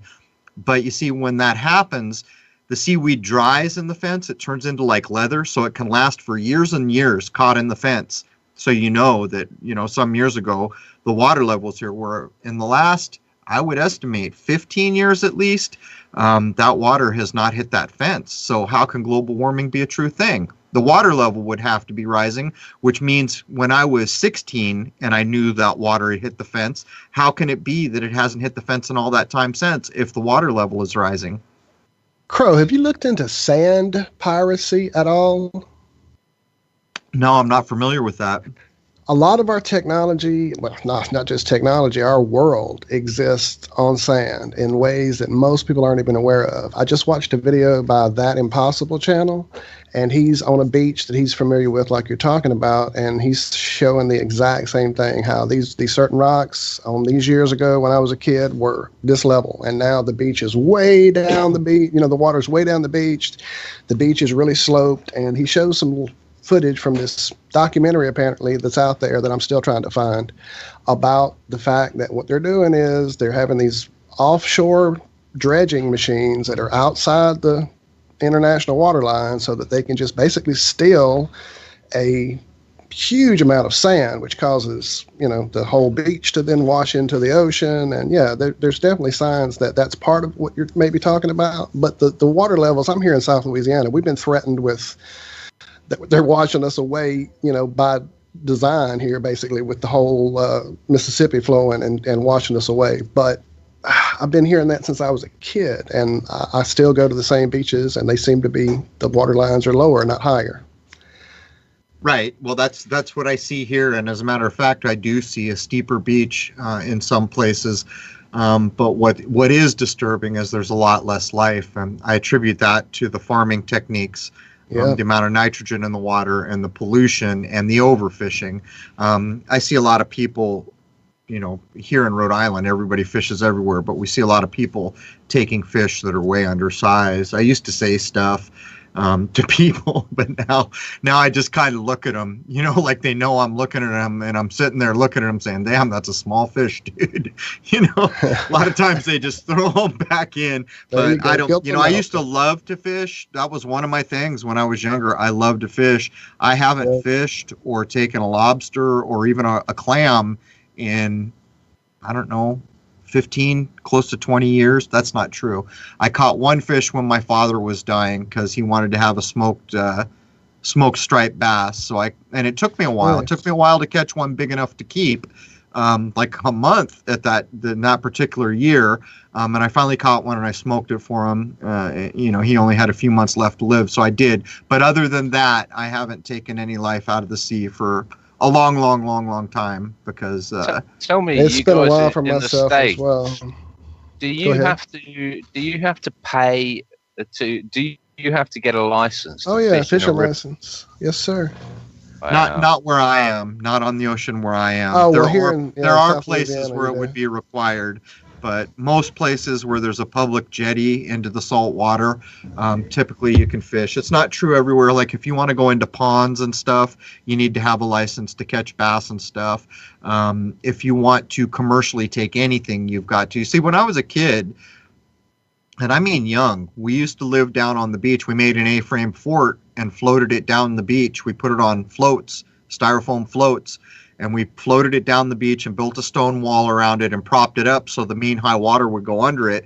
We didn't go home that summer for like maybe a month or a month and a half because we had lobster, we had snails, we had clams, we had fish, and we just fed ourselves. That's how it was when I was young, which is why I'm so keenly aware of the reduction in life down there. So I can't be party to how much would you the say is South- propaganda of those numbers? Everything's running out. We're being overfished. You got to catch and release. You recycle, reuse. The planet's dying. How much would you say? I think a lot of it is, but you see, in places like where I'm at, I can see the reduction in life. You know, there's gill nets across the front of the river. So yeah, man, people are taking the resources. The thing about life is that it tends to come back pretty quickly. We had the same problem here at the end of the 80s. You couldn't catch a fish. Save the Bay got involved, which is local. It's not like a Greenpeace or anything like that. And they really got involved. And at the end of the 90s, there were fish again. The year that my father died, there was a bluefish run here like I had never seen in my lifetime. And I was even saying to my wife, man, if bluefish were the size of sharks, people would not swim. We'd get up on the bridges and up on the jetties and watch, and they'd come through like packs of wolves, these bluefish. And they got piranha teeth, kind of. But they're big fish. And so that was back in 2005. And then this year in the fall, there was almost no bluefish, all very tiny. So I think it's about local areas where there's a lot of people taking, but there's a whole ocean, in front of us. We're here in these local spillways and rivers and other places. I'm guessing if I went out into the ocean, I wouldn't see that. See, these are hard things to know. It's whenever you see these global numbers where the world population is this, or guess what, there's only this many seals left in the world. You've got to suspect those numbers. And it's a hard thing to do because you don't want animals to go extinct. You don't want things overhunted. You understand that's a possibility, but well, they're generally coming from organizations like the United Nations, who owns the World Health Organization and right. The World Wildlife Fund, and you can trace all that bullshit back to the bloodlines, basically. Of course, and anything like people would be astonished. Greenpeace, even Planned Parenthood, people hate to hear it, but even Planned Parenthood in the United States can be traced to these same places. They were set up to do a thing. It's like the World Wildlife Fund in Africa.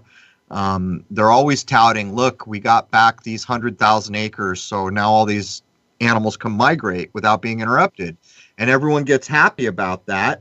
And they should, but what they're not telling you is all the people that got screwed over, all the tribes and everything in the area that got screwed over. It's basically a form of eco-fascism, and it's directly tieable to the royal families, the elite, the Tavistock Institute, and other places who actually gave them the blueprints on how even Greenpeace is part of this. People don't like hearing that, but it's not really arguable. You can show the documentation that proves it.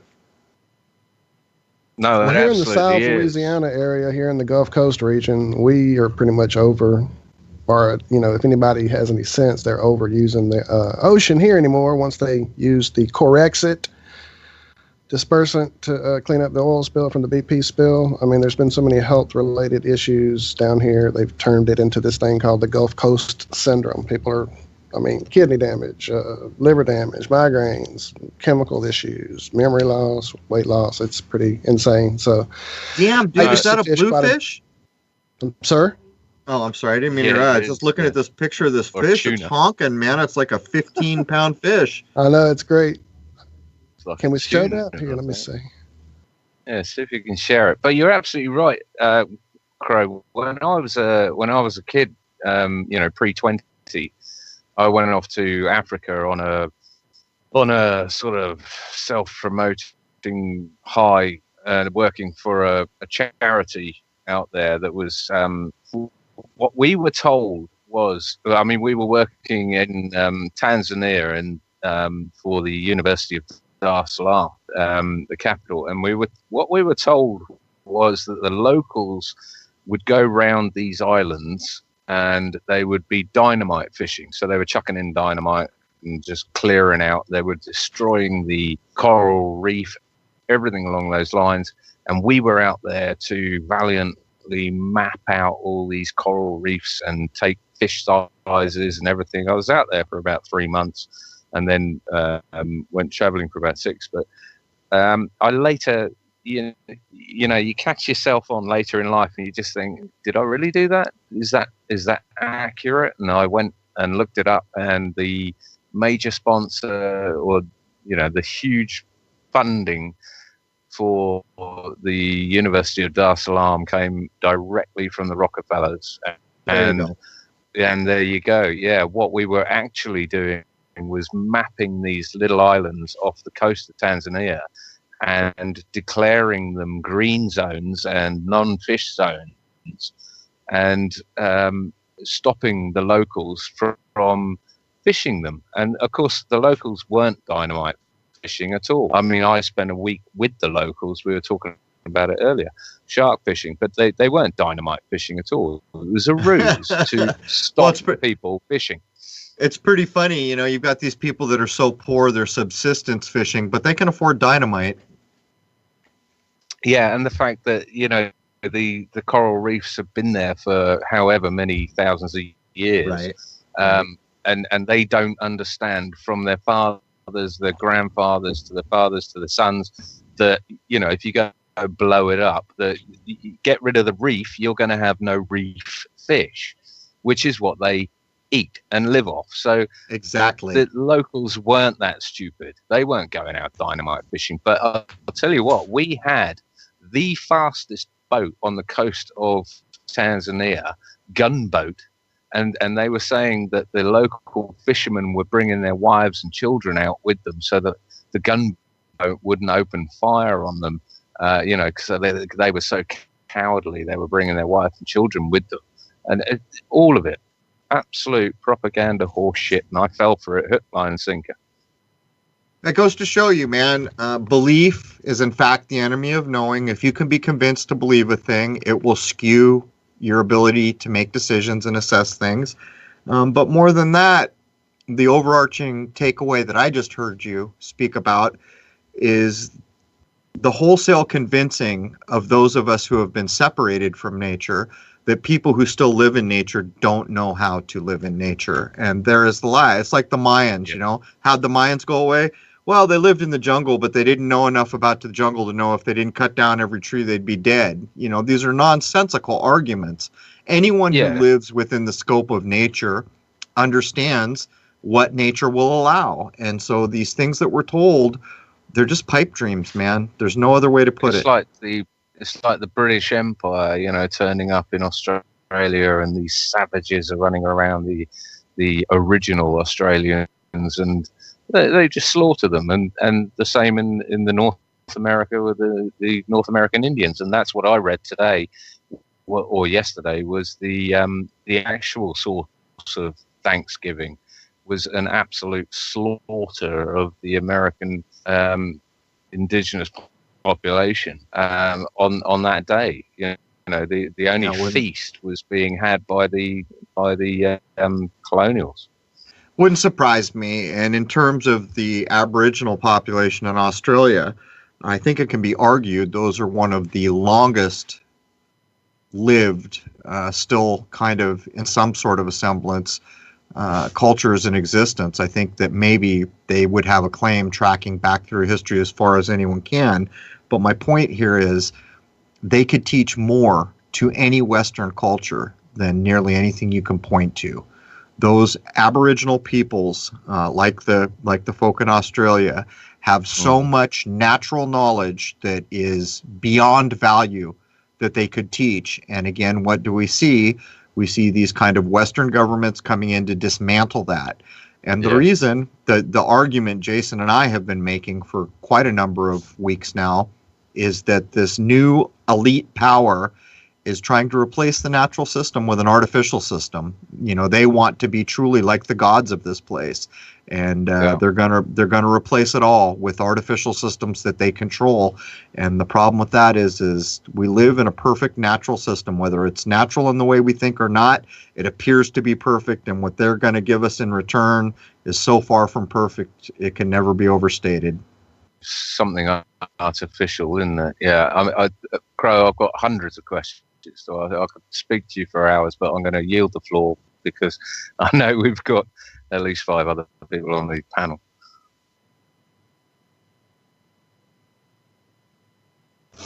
And there we go. Right. Or maybe not. Somebody better roll one up or something. There's dead air. Yeah. Well, definitely the whole idea, we kind of got off the topic a little bit. I want to get back to the whole programming, the magic, the spell crafting, because a lot of people still just don't see that. I mean, whether you believe this is going on, whether you believe that this works, whether you believe it's happening out there in the world or not, they do, and they're in power. They're the ones in control of this mad system. So you kind of touched on it a lot in our pre-show this Wednesday. 9/11, definitely the center point of it all. But I mean, it happens all the time. It's happening in music, movies, TV. This latest show that I love, great, love it, Stranger Things. It's almost total saturation. Goodness, it is just so filled with programming and clues. And have you had a chance to decode any of that, or? I don't watch a lot of TV. I think I've been hearing about the program you're talking about, but I've never really seen it. I watch TV listings because I know they're going to reflect what's going on in the world, and I record a few things, but mostly for research. And exactly. I often don't watch the whole thing. I just can't anymore. It's like, by the time, like, I'll grab a Big Bang because I'll suspect that the latest, millions of mind programming is coming out. By the time I've heard the laugh track on the third bad joke, I just can't take it, man. That is my kryptonite, a laugh track. My goodness. Yeah, it's a bit much, and it's funny. It goes to show how dazed out you are. The average person who watches Big Bang and enjoys it and is entertained, just tell them to simply pay attention to the laugh track and nothing else. And it's a bit jolting for these people because for some reason your mind just kind of zeroes that out when you're in TV zone mode. Well, the patterns are there. You can see them. They're easy to find. They're easy to look up. We talked about the whole idea of the alpha state, the theta state that actually can be achieved. I mean, that is straight dream time. That is when you're literally in almost a REM state. I had a tape a few years back that I had gotten. I used to do a lot of, are you familiar with the Monroe Institute at all? I am. We talked a little bit about it in the episode I put out today. I've actually had friends that went there. I was invited to go there. I couldn't make it, but I spent years researching Tibetan meditation and other Indian traditions, which play directly into what Monroe Institute does, although they are bringing technology to bear to try to speed up what might take a lifetime, with audio tapes and other things. It's powerful. I had a series of tapes from, I guess 2000, 97, 98, something like that I and someone else did a lot of hours into. So for people who don't know, it's basically a technology that uses frequencies, 2 different frequencies in each ear that kind of create a third harmonic, if you will, and can basically, it's called hemisync technology. It makes both sides level 3, right? Level 3. Right. Yep. Speak to each other. 4 to 7. I might add too, this is really dangerous because this theta stuff, Walt, the new age movement and all the boomers and stuff, they live it up because they sell this shit as healing. This is the healing range. That's where I was heading. It's not 4 to 7 hertz, baby. Opposite ears, it gets you real pumped up. Be very careful. It's dangerous. It is opening Kundalini shit.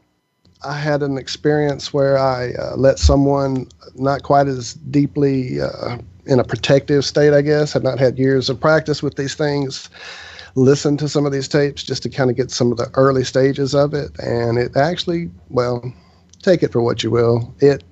They had an abduction experience that night. So connection. Well, the Yeah, the hemisync, it's about, correct me if I'm wrong, but if I remember correctly, the idea of hemisync is to get your left and right hemispheres more in tuned. You'll find that a lot of people with Rh negative factor or O negative also report having abduction experience. I don't accept the idea of aliens in the way they've been explained. I think I can demonstrate that was social engineering. But my point is, for someone who has no teacher, for someone who hasn't taken years to get to that level and has used technology to begin to get to a level that would take a meditator quite some time, it doesn't surprise me that in the dream state they may think these things are happening. That doesn't surprise me at all. Well, certainly I can speak from years of experience. There are things out there amongst us, without a doubt. That's part of what led me down the path I've been on, is a lifetime of dealing with this with family members long before technology was involved or tapes or anything else. And definitely with a life of trying to find protection, trying to find a way to work through some of that. Yeah, trying to fast forward it with a little trick that can definitely lead you down a path that can get you in some serious issues. Energy. Can I just ask whether this is whether since flat Earth realization, bear with me on this, Crow, I know you don't regard yourself as a flat earther or whatever, but whether the opinion on space aliens and coming from outer space has changed. That's probably a question to you, Walt. I mean, the space alien thing has probably gone out the window, but oh yeah, big time. But people who are not from terra firma, extraterrestrial, it simply could be a still vibration. Very much on the table. Yeah. Oh yeah, a vibrational change, and you're right there in the room with something that you're not aware of. I mean, that's all it takes. It's just a little frequency shift. I think that we're surrounded by these. I've experienced them. There's no doubt about that for me. And that's lifetime of experiencing and dealing with and learning to do battle with, if you will. Yeah. And I didn't know we were going to get off into this topic at all, but definitely, as you guys know, we've talked about this many times. I've done a lot of research. I've met a lot of people. I mean, I held and examined the Star Child skull at length. It is not human, and the vibrational frequency it creates is not. It is evil, period. It is evil. And the bloodlines, the genetics, there's a bigger picture here. Can you describe the feeling again, Walt? Holding it? I'm sorry, what? I missed both of y'all. I didn't hear either question. I apologize. Sorry. Who first? Maybe the question I got. I go ahead, John. It was to Crow to say, what do you make of the space aliens now? Well, I can demonstrate to my satisfaction that the modern kind of ufology is a construction of Tavistock. Most of it springs out of Roswell, which happened on the 33rd parallel, but there's documentation basically where people in Tavistock are being shown or claiming responsibility for the Aquarian age that happened to the generation of the 60s and the idea of aliens and the way we think about them like greys and reptilians. But we also went back to demonstrate that one of the first modern uses of the gray, maybe the first, is from H.G. Wells. And of course, H.G. Wells is from around the Ring of Elites, and that the reptilian idea, which was so popular on YouTube, was actually brought to bear in the modern times by a college professor who lifted it from the Conan the Barbarian comics.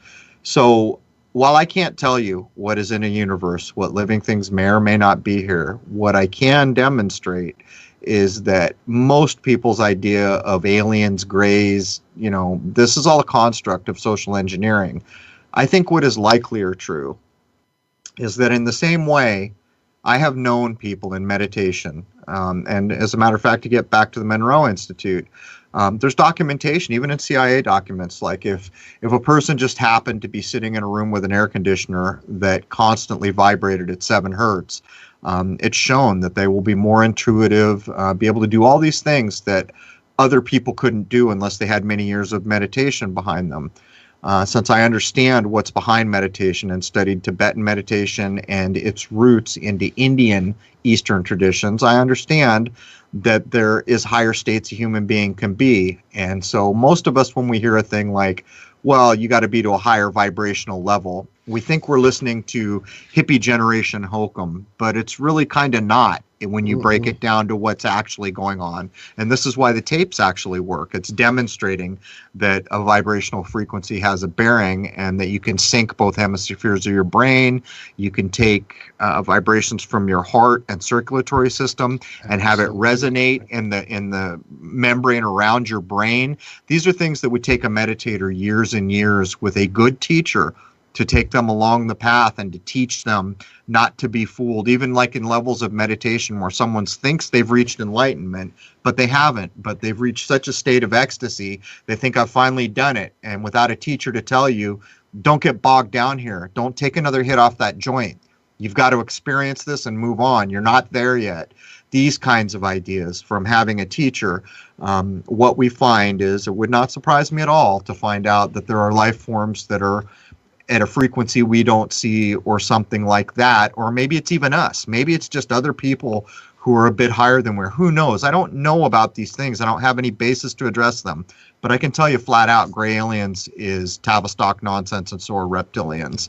Absolutely. The whole culture that's been built up around it is designed, as you say, with the media, the movies, Spielberg. I mean, one of my favorite authors, Jacques Vallée, and his whole take on these creatures is that they have been here forever. They've been amongst us forever. They just put on whatever convenient costume for the era, and ours turned into space age. So that's the dressing they chose, is to take it to the space age area. But they've been here. They were the little people. They were think of the changelings. That's basically the same idea as the abduction scenario with the baby being taken.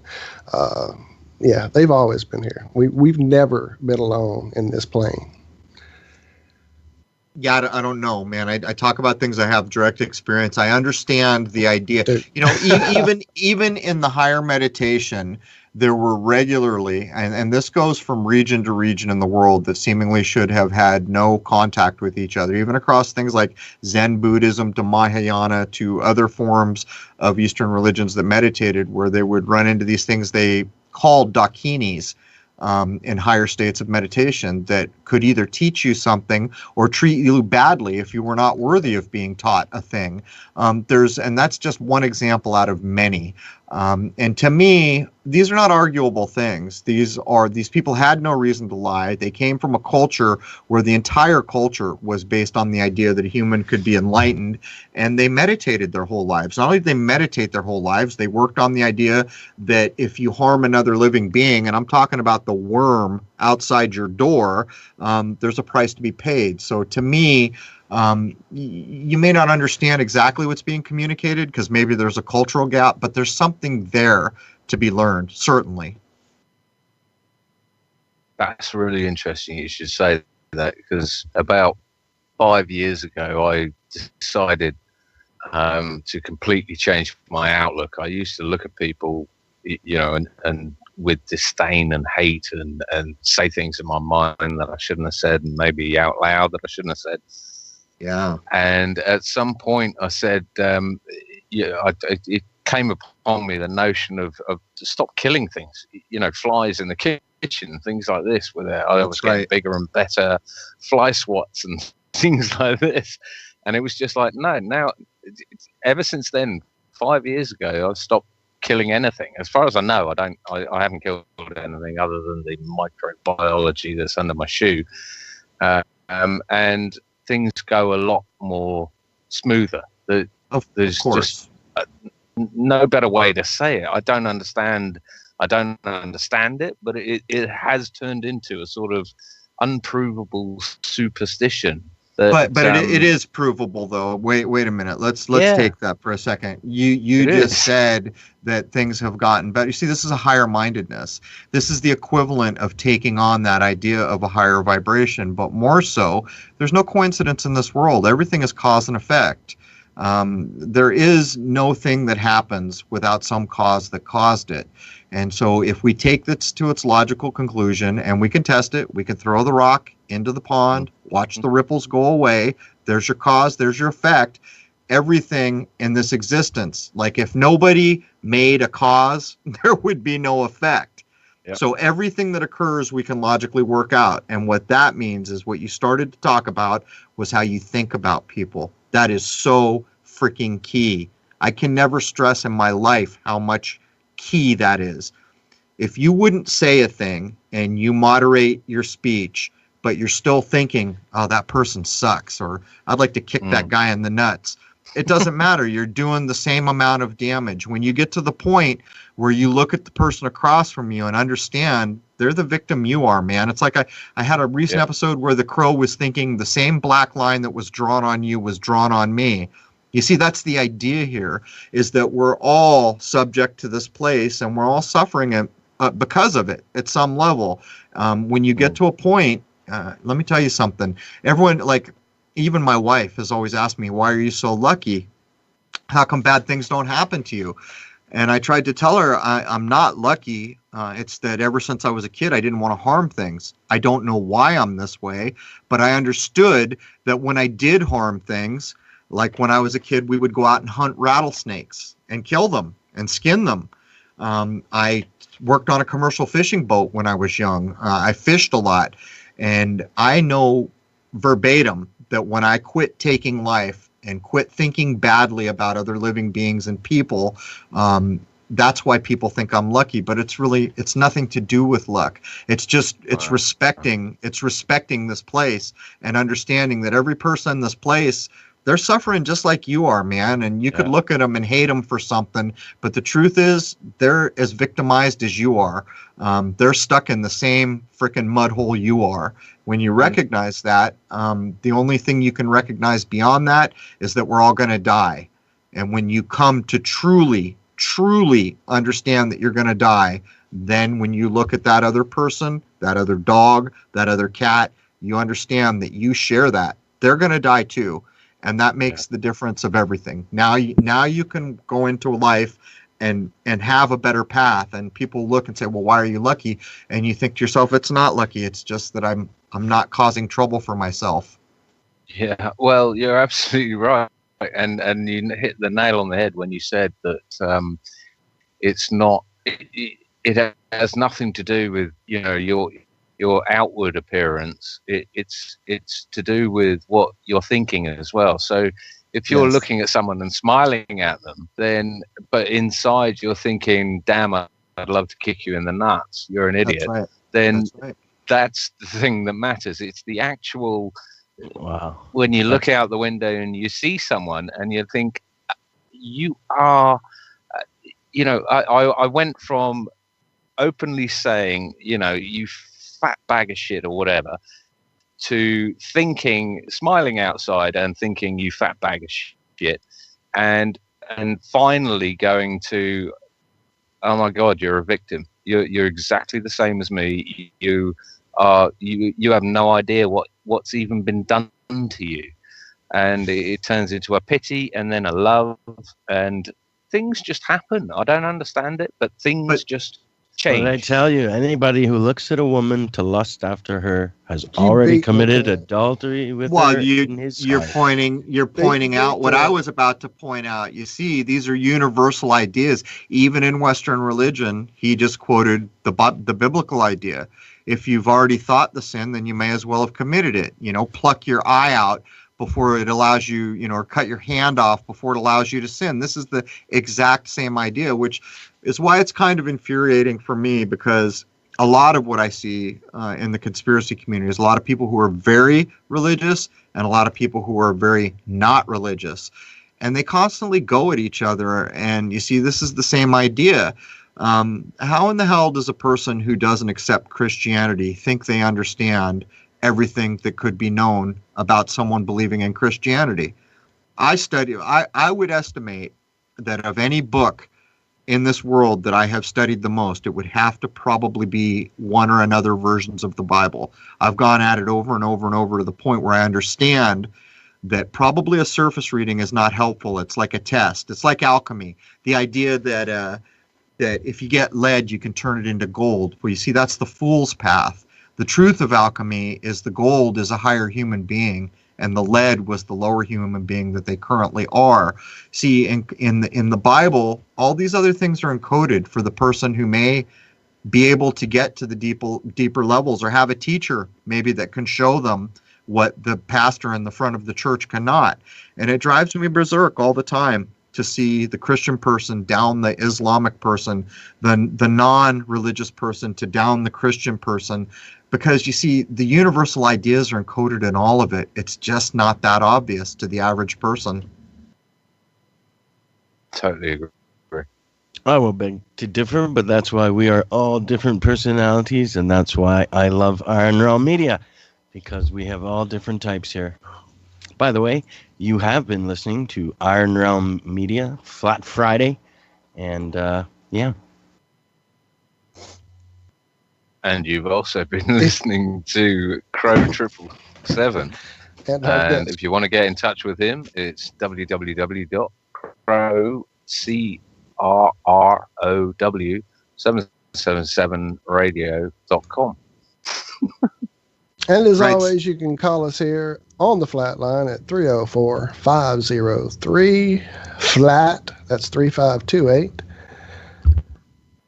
And the reason you're here, Crow, primarily is that a couple of days ago you were murdered, weren't you? Yes. Yeah, start that meme. Maybe I can get back on the internet. Right. That's not a bad idea. Well, my That YouTube is channel not a was bad murdered, idea, actually. but you've given me a good idea. We can start one of those Charlie Sheen died today memes. Yeah. That would be hysterical. Would Crow it not? murdered. Yeah, if it wasn't so dishonest, I'd do it. Shot with a blank, There you that go. was real. There you go. Yeah. But no, on a serious note, I mean, you've had hundreds and hundreds of hours of top quality, technologically advanced, astronomical observations that has literally just been wiped clean because they don't like the fact that you're saying something. I don't understand. What's been going on, man? Well, this is a funny thing. Are you guys aware of who the Jungle Surfer is? Absolutely. So check it out. It was about, I don't know how long ago it was that we did the last episode. He was under total censorship, 2 strikes, getting ready to lose channels. He contacted me. I said, yeah, we'll come on the show. So I cleared my slate and got him on a show. And he said this to Jason, and Jason echoed it out the other day. But what stunned me is I had never realized it, and it's true. He said, Crow, the Flat Earth movement started about a month after you first started publishing your lunar work, and Dave J began claiming that the moon was just a light in the sky. And I was listening to him, and I said, well, is that really true? I said, I know they happened around the same time. And so we paused, and I went back and I looked. It's absolutely true. So that could be part of it, because I think what happened, if in fact everything that I have just said is accurate, and I have every reason to believe it is, Jungle Surfer is the one who got me to look to try to confirm what he was saying is true, is that people started challenging, looking up at the moon. What is that, man? I've looked at it my whole life. I've never thought about it. And that led them to look at the environment. And so maybe there's some of that at play in what's going on. Who knows? Maybe the lunar wave is more important than we ever knew. I don't know, because I don't know for sure what lunar waves are, but there's certainly that possibility. Well, I reckon, right, and here's something I've been absolutely salivating to ask you. I put out a blog post called The Impossible Moon Phases, and I think it's just the fact that you are concentrating people's attention on the moon, on what's going on with the moon, and getting more and more people looking at it and observing it. And I'd love to. I'm going to send you this blog post, and I'd love to know what your reaction is to it, because it entirely, just the moon phases alone entirely throw out anything that the heliocentric model can put forward. The crescent moon and the gibbous moon, they have to fall into rules. So you can only have a crescent moon in the daytime. You can only have a gibbous moon in the nighttime. But of course, we all see both, and this is something I've gone on Iron Realm Media on about for absolute donkeys. But I'll send it to you, and I'd love your opinion on that. Sorry, I'd like to see it. I'd like to see it, but I think your opening statement there was a key point. When a lot of people start to scrutinize the same thing, guess what, man? The reality that we've accepted for so long comes under, it gets challenged. It's exactly what you're explaining here. Wait a minute, we've thought this all this time, but look, it can't be correct. I think there's a lot to that, and I would add, when I was back in San Diego filming the very last solar eclipse that I filmed there, I was on the verge of saying the moon played no role in solar eclipses. It wasn't until this 2017 solar eclipse that we just had went by that I actually made the announcement, which is better, actually, because the whole idea of infinite light sources, or what a spotlight would do, came to play into it, where I could comfortably state, without any reservation, that the moon plays absolutely zero role in a solar eclipse, which led me to the language. Why do we call it a new moon? Isn't it the same old moon? Why do we call it a young moon? All these ideas, but to top it off, understanding from my back when I was a roadie days and realizing that everything I'd learned about lights had a bearing on what I was doing, that just came to light. And I was able to also make the statement that whatever covered the sun, or whatever was involved in the eclipsing of that light, is roughly 72 miles wide, because the sun is an infinite light source and it will only cast a shadow the size of the object regardless of the position of the light source. And that's the physics. Yeah, that's the physics of infinite light, which you can do the exact opposite of that with a point source or a spotlight, where if you move it closer to the object, the shadow it casts gets bigger. This is not the case with infinite light, and this is recognized by science, physics, myself having proved it being around stage lighting. These are key points, and it's like when you go back and you reread the protocols of Zion. So many people fight about it. Is this real? Is this a hoax? It doesn't matter. Some of the things being said there, they're true.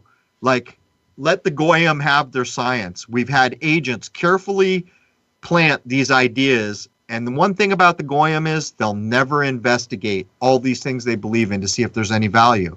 Well, what could be a truer representation of this idea than taking apart a solar eclipse over the number of years I did and finally understanding the things that I've just explained, in the same way that getting all those people to look at the moon apparently may have played a role in what we now call the flat earth movement. It was people who had taken for granted their whole life that their 5th grade teacher told them the truth, their 12th grade teacher, their bachelor degree professor, but one day they woke up and went out and looked for themselves, and all of a sudden they realized, holy crap, I've been swallowing nonsense. Okay. Absolutely, I can say without a doubt, your video did lead me to flat Earth research, sir. So thank you. Is that true? Without a doubt, is that true? It is 100% true. I was seeing things. I've been looking at the moon my whole life. I've been an amateur astronomer, and I had seen things, that I was questioning. Just obvious interaction with the moon and clouds. I could see cloud rings being created, clouds being blown apart by the moon and put into a circle, not an optical illusion with ice rings and all this stuff. I'm watching this happen. As I'm watching the same afternoon before that, clouds be attracted to the sun, positive, negative, and that's what I'm seeing and trying to figure out. So I'm looking at videos on YouTube trying to see what is going on with these cloud rings, and I see your lunar wave videos, and I'm like, lunar wave, what's this? And I start watching, and within the next few days, here's 1,000 videos of flat Earth, and I'm like, what's this? It's 2014, flat Earth, really? Nah, I can debunk this easily. And here I am 2 years, 3 years later. So, yeah, thank you, sir. Well, you were relatively early if that was 2014. I think I posted... End of 14, beginning of 15, something like that, right? Right. So I filmed the best example of the lunar wave on September 26th, which was Yom Kippur, of course. I would be willing to bet it was actually I would actually be willing to bet it was the true equinox. I've already demonstrated how they lie about equinox days. It's not possible to pick a day for the equinox. It depends where you are in the world when you get the equal day and night. But anyhow, I filmed it on the 26th of September in 2012. I didn't post it until, I don't know, I'm guessing October of 2013. So you're already onto the flat earth by 2014. So there's only 3-4 months left in the year there. So you were pretty early into the flat earth movement. It was probably more the beginning of 15, actually looking back and thinking through it. So yeah, it would beginning of 2015 It allowed me to start. Sorry, so I was just going to say this is sounding a little bit like you after that Father of Flat Earth title there, Crow. I think you might be getting it, mate. Oh no! We'll nominate you for the irony awards. I didn't set out to do any of that. I didn't make any statements. No, that's not fair. I think to do that. We're being facetious, man. Yeah. I think a lot of the stuff you do talk about though is very flat Earth relevant, even if you're not specific on it or deal with it massively. I think, as we're seeing with flat Earth, the sphere of discussion is expanding. I think massively now. Right. Absolutely. Whatever people think about the core and so on and all the groups that are forming, but the topic range that it's leading to, as it does break people's paradigm of what we're told is the truth, is no longer the truth. I think it's opened up a lot of avenues in every field and validating other fields as well. As well as experimentation with the moon. I mean, have you guys heard of our very own Adam Meakin's outstanding moon experiment? Absolutely. Which was what? So I, as a challenge from John, we asked to do the Moonlight Call experiment. So we just took it a little bit further with trying to gather multiple data points and trying to analyze calling rates and significant differences and seeing if shielding affected it and a number of different things. But I think we did come to a fairly conclusive conclusion. There was something occurring, some measurable difference was occurring. We tried to minimize all the parameters of variability as much as we could, so it was literally only the moonlight really causing it. And we did get some pretty accurate calibrated thermometers to do so. And like I said, it wasn't just a laser shot. They were probe thermometers, so they were there to measure how the temperature of that probe fared over a 2 or 3 hour period in sometimes, and we got consistent, repeatable results. I think there's a lot more work to be done, but it certainly showed there's something worth investigating further, and that was a distinct cooling effect that we did note. Right. I think the first time that I mentioned that must have been 2014. I'm just guessing because I don't have a YouTube channel to look at anymore. But the idea of that came from old accounts where, well, part of it was wrapped up in the Hattie Bob stuff when I was still looking at that before I realized that you couldn't really prove he existed or not. But there was these old accounts where you never tried to dry meat in the moonlight or it would go bad. And as fate would have it, I was messing around with spagyrics, kind of a lower level alchemy where you use herbs to make tinctures and things like that. Well, it wasn't too much earlier than that I realized that it is in fact true that if you harvest certain herbs at the full moon, they're more potent. And that's what got me really going. And then, of course, the spagyrics put me over the top. Because the first thing you do is burn the herbs down to ash. In a Western tradition, you've just destroyed that. Science would say, oh, you turned it into carbon. That's that. But that's not true. Then you recombine it all, and when you get all the way through the kind of low-level alchemical process, you have a tincture that is actually more potent than the herb you harvested it from, in some cases. That's amazing. I've never heard of this. Yeah, that's what got that's called spagyrics.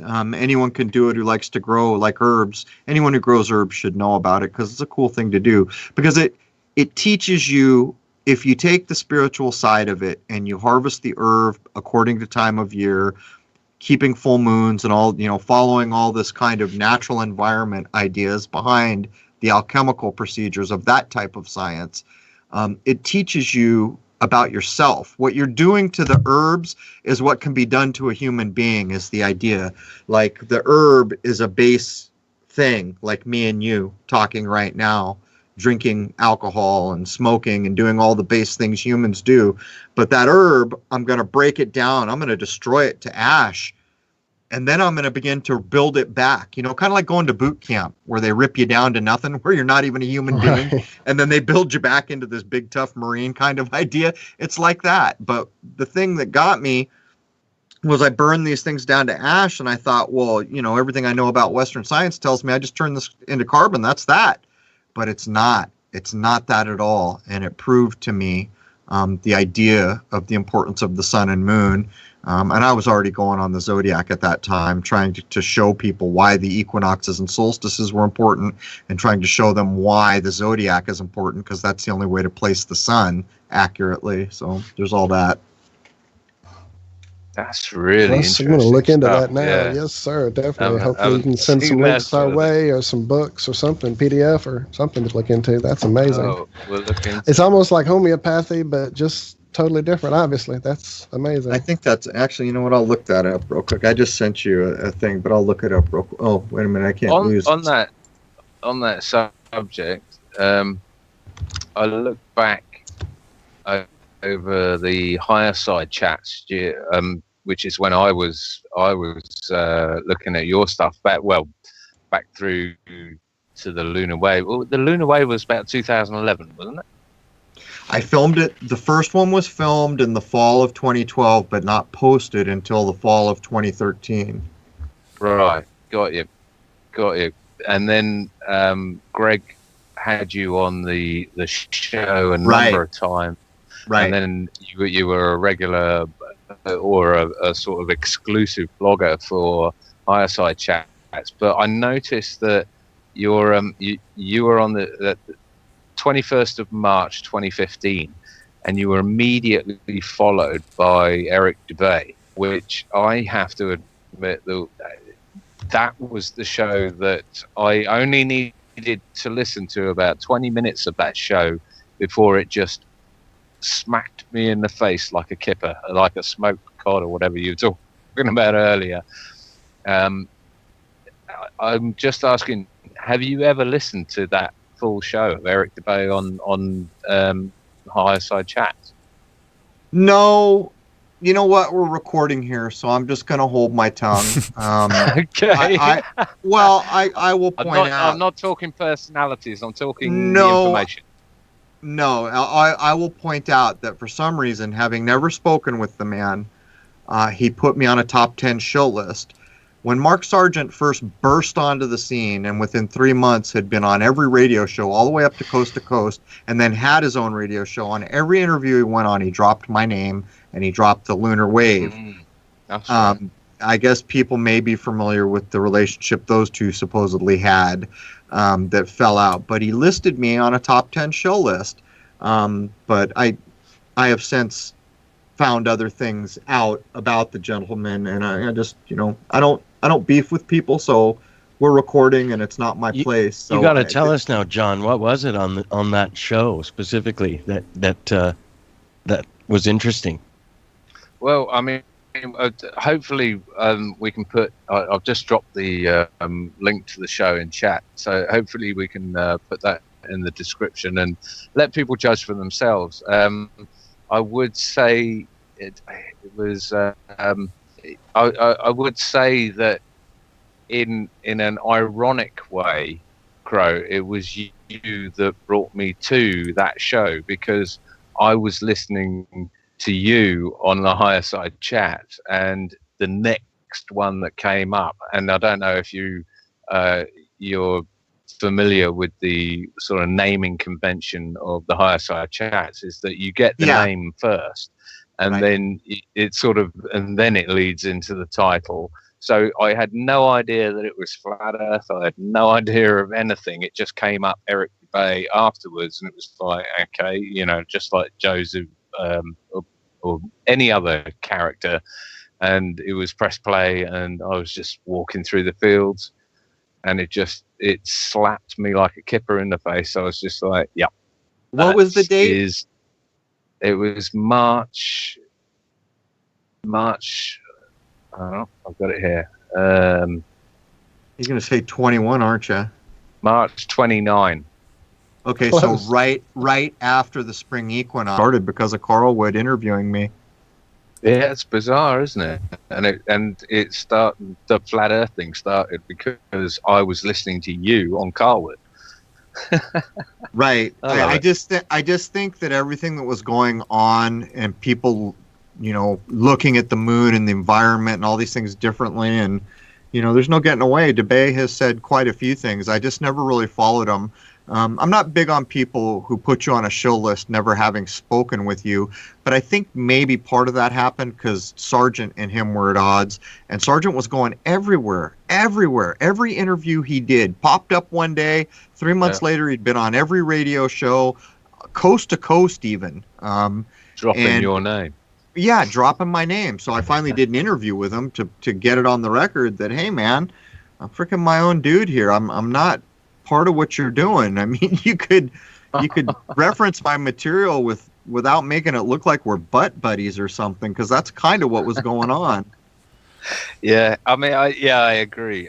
Who knows what shows and plays and things are going on in the background, but I like to credit people with being able to discern when they're listening to bullshit and when they're not. Just like you say, it's an internal thing that just clicks on, and you're just like, no, this is bullshit. This isn't bullshit. That's right. And it's deeper than the anything. gut. Even I think it's the soul knows truth. The soul knows truth. And you can listen to anything. I would add another thing. Like if you were a natural person who was going to go out to look for some food thing you needed, living in nature, and you'd be looking around and you'd see this plant and recognize, hey man, when I see that plant, I'm getting close to where I need to be. And you see all these indicators in nature that let you know you're getting close to the food you're looking for.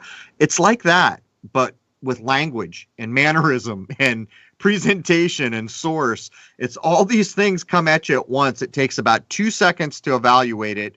And it's like you say, you understand very quickly the ring of truth is not in it, but it's a complex thing that happens. Yeah. It's instinct or something. It's just something that's bang, you're in danger. You're in trouble. You need to run, or you're loved. You're cozy and happy and all these sort of things. It's just, it's not something that you have to nudge your mind to tell you that on that these are subject, what you're John, feeling. I'm going to go and get cozy, and I've got to run as well, mate. So, Crrow, I'll let you say goodbye then. Yeah, Crrow, It's been a real pleasure. Everyone, good night. I'm sorry a lack of energy tonight. I'm sorry you're under the weather, brother, hottest, man. but, Go get you some turmeric and get some golden milk going. I promise that's some great stuff. It always helps me when I feel that bad. Good shout. God bless, guys. Good night. Love you, brother. Feel better, Have Adam. a good night. Well, we've been going for what is it, Josh? Oh, 2.5 hours now. Yep, right at 2.5 hours. Anyone need a potty break or? Yeah, I I'm mean, gonna actually need to take a pot. How late are we going? Are we going till midnight here, guys? It's really Or what are on we you, doing? brother. You know what? It's really on you. Give me an How inch and about I if will I- take a mile. Well, how about if I take a potty break and we'll do another 15 minutes or something? Perfect. Sounds like a plan, Sounds my great. friend. All right, I'll be back. Sounds Excellent. I will as well. Sweet. Well, then I guess I'll just sit here and twiddle my thumbs. I'll talk to you, mate. Hold on, What's been going on with you? I have a commercial I can play. Sorry, I'll shut up now. No, that's right. Let's play this first. That way we'll get this out of the way. We'll call this paying the bills. Fears the mind killer. Fears the little death. This is Uncle Walt from the Ironworks. Josh, Corey, and I have chosen to look at life with no fear. No fear of the unknown. No fear of questions about the supposedly well-known. No fear of ridicule for thinking outside the familiar fool's lines. No fear of the boot on the neck of those refusing the party line. No fear of taking on those so convinced of their beliefs they would sooner drink the Kool-Aid than believe they've been fools made. In this world filled with me too, cattle think, can truth's protective layers be peeled back to show the tender, juicy pink? Are we all just grist for the mill? Souls sold against our will, or is that just how it feels? When you're filled to the rim with trivialities so fear-filled and grim, break clear of the fear. Right here, Tuesdays and Fridays at 2 a.m. on TFR. Josh and I and you will hammer out the impurities of technology-driven groupthink, fold in a dash of logic, and quench it all with a bit of absurdity. The Ironworks. Break clear of the fear. So, yeah, then just another quick shout out to everybody there on TFR. I mean, they got a lot of really good hosts there. Billy Ray Valentine and the Infinite Fringe. If you're a fan of Crrow and follow what Crrow does, you've probably heard him over there. He was on there just last week before, something like that. Shoot, I was there, I should remember, but I'll be damned if I do. But yeah, he's over there on Sunday nights at 6 p.m. Pacific. So check out Billy Ray Valentine and the Infinite Fringe. You might find me over there. You might find a co-host, Ben Hameen. He co-hosts a show of his own as well called The Conspiracy Horseman. You can find that show over at hackerhameen.podbean.com. Another show I like to check out is on Friday and Saturday nights, right at midnight Pacific. So it's kind of early for me, way in the morning. But luckily I can check it on the replay. There's a show called Into the Microcosm with Jimmy Jean. Man, he puts together some really awesome music sound bites and mashes them all together. It's really great stuff. P900 Cool Picks in chat says Kev Baker show too. Yeah. You know, Kev Baker is one of those guys you could just kind of sit back in the dark and listen to, and it doesn't really matter what he says. You can just enjoy listening to it. Maybe it's that Scottish brogue, but I really dig it. I really dig a lot of the hosts on there.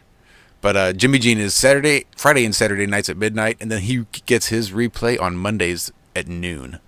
So if you miss him live, that's when they do replay it for you. So that's always a great thing. So yeah, that's kind of all the housekeeping I have. Just keep an ear open over there at tfrlive.com. Also, when you need a Crrow fix, you can head on over to Crrow's website, because that's where Crrow's putting all his stuff since YouTube wants to just yank his channel down. Hashtag modern day book burning. You can check him out over at CRROW777 radio.com. That's Crrow777radio.com. And he does do sort of a truncated version for free on some of his stuff, but I highly recommend go ahead and paying the measly penance for a few extra dollars a month so you can get the full version. It's definitely worth it. The stuff that he and Jason do is really, really next level. Did you say W? I did. Isn't that the last letter? It is a double U. How would you spell Crrow without a W?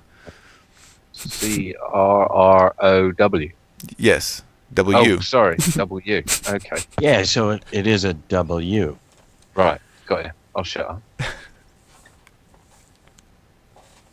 Oh, that's everything I had. See, aren't you glad us Americans fix this English thing for you guys? America. Don't you understand the language? That means you. Right. That's it. You people out there. We are tuning in to www.crrow777radio.com. You're listening to London Radio 1. Don't need to sign in. My question: when is he First back? hour Bro, is let me know when he's free. back. I'm back. Okay, No, here's I a question have I've not been had since the first time I saw your name written with 2 R's in it. Ooh, good question. Are you a Mystery Science Theater 3000 fan? No, they started. Are you there's a character called Crow. Why does that guy spell his name with 2 R's? When they stretch it out like that on the screen, they spell it with quite a few R's. I just thought maybe you were giving it a little quick. They started that after as far as I know, and I could be wrong here because I've never really paid attention, but I think I remember when they introduced the new puppets in that, and I remember looking at my wife saying, "Look, they got a crow." The crow in my name is based on my birth name. You know, it's a play. It's a poke in the eye to my corporate name. You know, people used to write Crow to send me an email in the early days of the internet to get my birth name to send me an email. That's how that started, and they all resolved to 7. But if I'm not mistaken, someone's probably going to look it up and tell me I'm wrong. But I was under the impression that was the new Science Theater 3000, and that came to be after Crrow777 on YouTube did. I don't know. They've been at it quite a while. Yeah. How long is the Crow character in there? I've got a burning question again. 88? Yeah. 89, Oh, really? Something like that. there it Yeah, is. they've been Someone around looked it up and I'm on wrong. like local television. I'll find out. I will. I didn't know. I thought that was, the first time I saw it was just like a year or two ago, and they were introducing them on the channel where I was, and I said, "Hey, man, look, they got a new puppet named Crow." But anyhow, I guess I'm wrong. But what's your burning question? That was it. Thanks. That was it. If you were a fan of MST3K, Mystery Science Theater. I heard someone else say they had a burning question, man. I can John smell had a the burning itch. Yeah. All right, man. I got a burning question. I got an itch I need to scratch. Crow, I want to know what your position is on being as anonymous as you can online. I don't know if your face is online, and if it is, then how do you feel about that? If it isn't, then It is. I've put it online. I've had whole interviews early on where my face is online. Look, this is what happened. When I first filmed the lunar wave, I held on to it for about a year. You know, when we came to understand it was probably important, it was a year later, a little longer than a year. In October the following year, I posted it. And like all hell broke loose, man. And within a few months, people were like trying to contact me, saying they were going to Google map me and find me because they knew I was in San Diego. And it became very clear that I didn't want my life infringed on. The things that we were showing were the focus in my view. Like, look, man, you should be looking at the moon. But it started to be like, we're going to make you famous or a villain for this. That's how that all started. Everything, the kind of pushing of the cartoon Crow as a representation, which was all based on my corporate birth name, of course. But the point is, I didn't want the attention, and I didn't. If someone's going to be famous, they need to do something great. I pointed a telescope at the moon and by accident caught the lunar wave.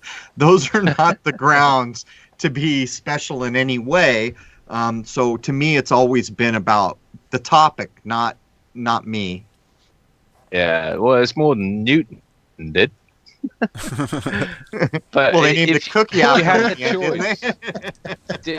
Do you get recognized on the street now? I mean, do people come up to you and go, "Oh, you're Crow," or whatever? I mean, if you had the choice, go. I got a story about that. So, way back in the early days of my thing, people wanted T-shirts. So I made these T-shirts with Crow stuff on them and put them on Cafe Press. The problem being is that, you know, most of the people who followed me didn't have a lot of money, so I didn't mark them up. I was never making money on it. They just wanted the shirts. So then the thing became, take a picture of yourself with a shirt on. I'll put it in my video. That went on for a little while. But anyhow, I get ready to do this big, long 8,000-mile drive around the country. And I say to my wife, you know, all these people are trying to say I'm so well known. I'm going to put on my Crow shirt. Do you think anyone will recognize me? My wife says, I know someone will recognize you.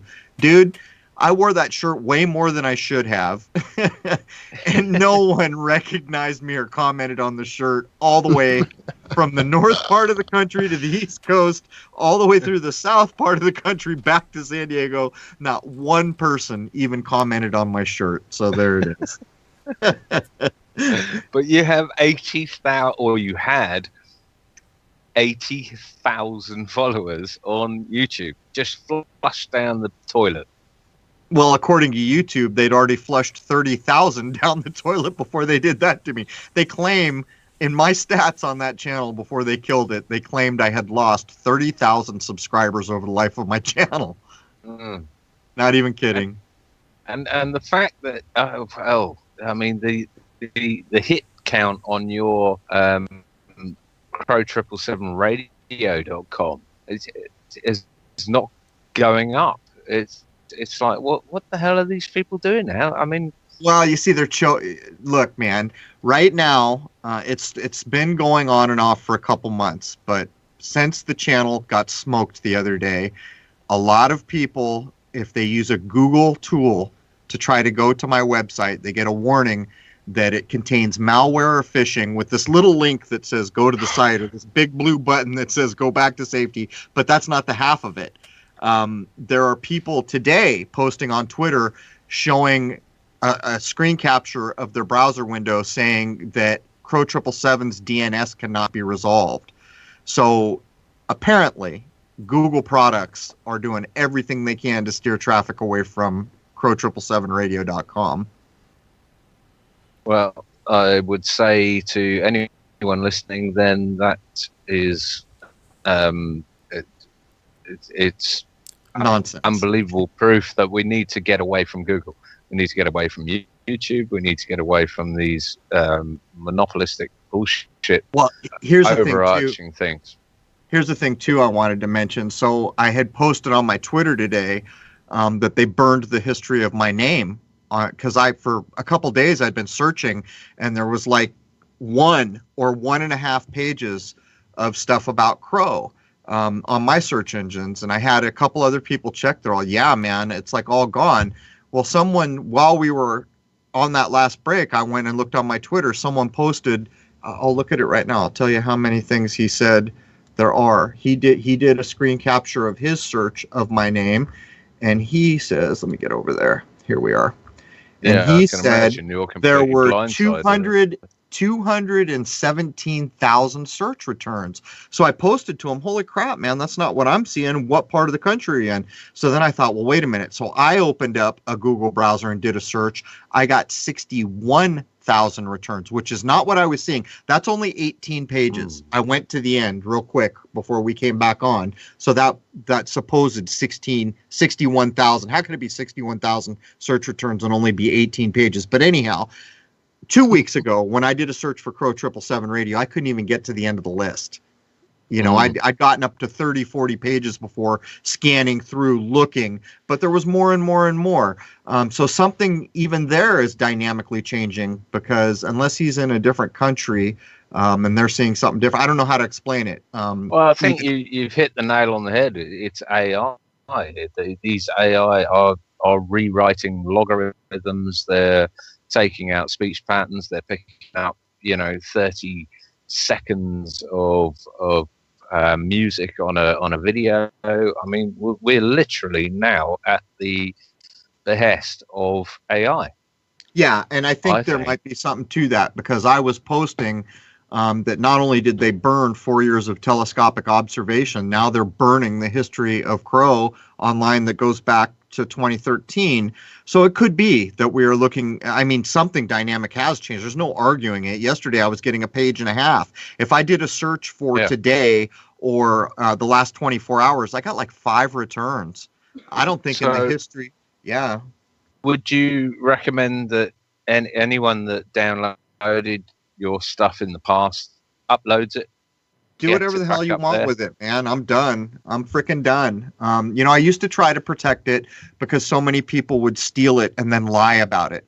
Like they would take the weird objects I've shot and said, this is little green men from Venus. We know it is, and this is how we know. And then they'd say things about the lunar wave like, well, clearly Crrow made it in a software program, and we're going to show you how to do that now. In some cases, they actually took my clip, put it in software, and then claimed they replicated it in software when they hadn't done anything. It was the same clip.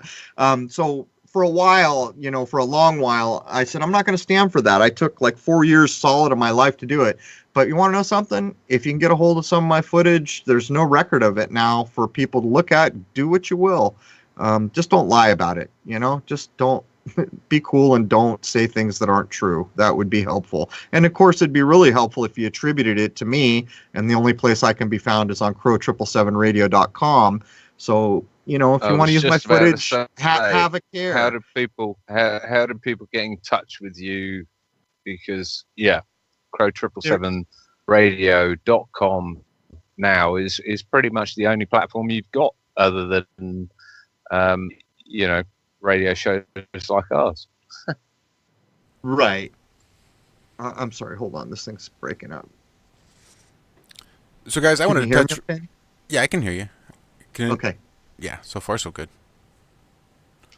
I didn't want to keep you too long. I know you needed to get out of here soon. We've kept you damn near 3 hours, and boy, do I appreciate it. Apparently, there was supposed to be some sort of rocket launch with some steam-powered rocket. It's supposed to go up like a quarter mile into the air. I just got a message on the flat line. Someone who's French and is quite having a hard time understanding the whole situation there. Just to verify that Mike Hughes has canceled that launch. Is that what I saw correctly? He has, because the local government there blocked it. They would not let him do it for safety concerns, etc. Myself, I'm glad, because I know he was paid to put that on his rocket. He is not a flat earth researcher. We all have a pretty good idea who paid for that, but we're not going to get into all of that because, again, drama is not why we're here. But I'm glad it didn't go off, myself personally. So that was my rescheduling? Have they got a new date? Not yet. Not as he did a video update about a little, like 3, 4, 5 minute video update on this earlier this morning. And that's all I've seen so far before we came here on the show. And Crow, real quick before you take off, I have a question from Karen B in chat. Have you looked into sort of the electromagnetic relationship here that we have down here on Earth with what's going on in the sky? Just sort of the way it acts here on Earth. How do you have any sort of insight as to what sort of role that's going to be playing in the near future? Okay, so I'm not sure that I understand what's being asked. I'm not sure. Let me scroll back up. No, I'm just completely paraphrasing it out of my butt. Karen, if you're still listening, I'm trying to scroll up to find it. I just remembered take it out of butt English. Read it verbatim. Damn it, I speak butt English so well. All right.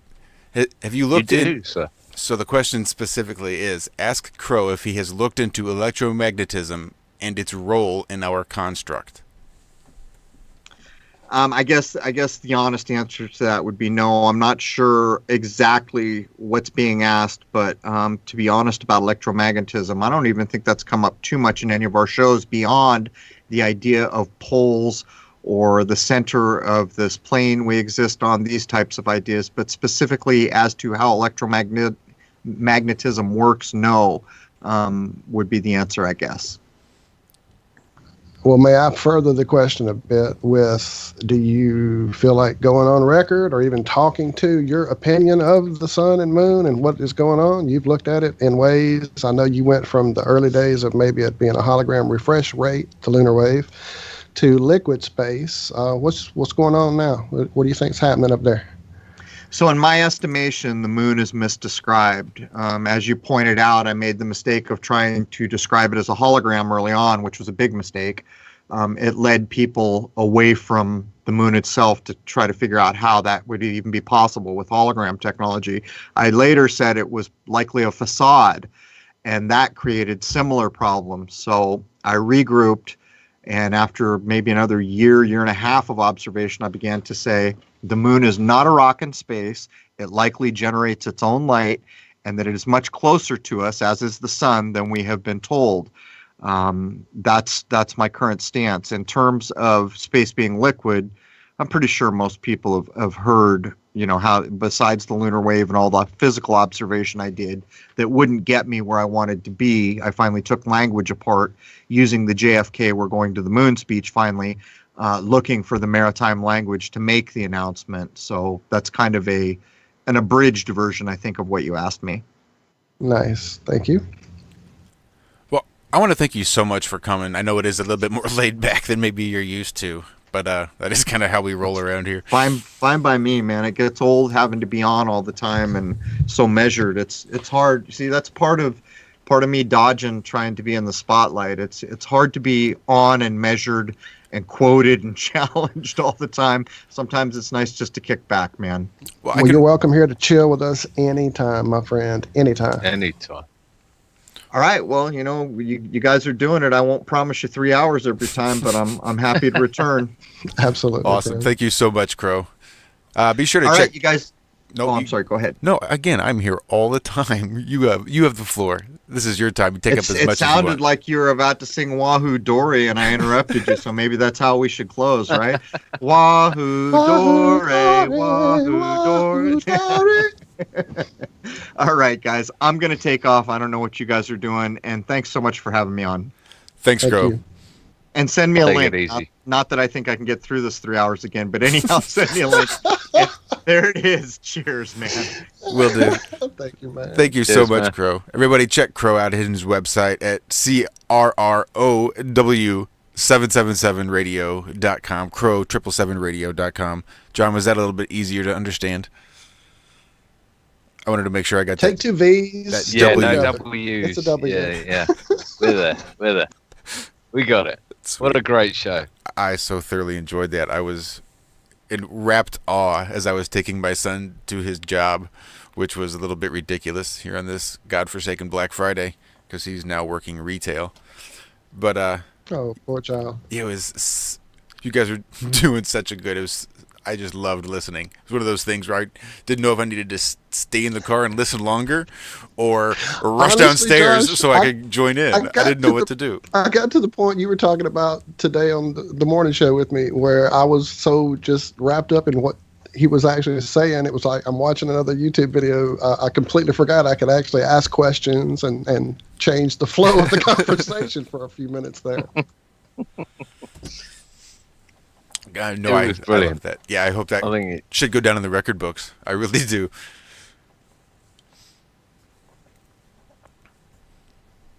Did I just lose Well, to the everybody? panel, we No. appreciate it, guys. Thank you all so much. As always, you guys make it great. Rob, sorry you had to cut out. Adam, definitely sorry you're feeling bad, my friend. James, so glad you were here with us. John, mate, my friend, my buddy, I'm glad you definitely hung to the end with me. And Josh, sir, as always, thank you for all you do for us here on this mad cat herding job you have undertaken. Well, luckily it wasn't too hard this week. I just kind of pointed everybody in one direction and waited to see where they all intersected. Luckily, it all worked out well. I think we only got throttled a couple apologies again to times. Stan and Series with the issue with the Google and the Skype. We'll get all that worked out, guys, and get you on here straight away as soon as possible. We'll figure it out for sure. So sorry again that it all kind of fell through to this last second, realizing we weren't compatible anymore. So Yeah, I think we'll be moving away from Skype. Doesn't seem to work with a lot of our people. well, it keeps us from getting sniped, but it's definitely causing issues. Does. We'll have to find Yeah. a middle ground here. Maybe do a little more snipe training ourselves. And a boy, Timmy, tissue time. Anyway, guys, that was an absolutely awesome show. Thanks a lot. And I will no doubt catch up with you tomorrow. No Absolutely. doubt. Awesome. Thank you so much, John. It was a pleasure. I love you and sleep well. I know it's late out there. Be well, mate. All right, Walter, I guess that's going to about do it for us, too. Makes it for a long Friday. Yeah. But this was the easiest Friday in a long time. I'm really not that tired. Yeah. I'm still pretty pumped. It was great. That was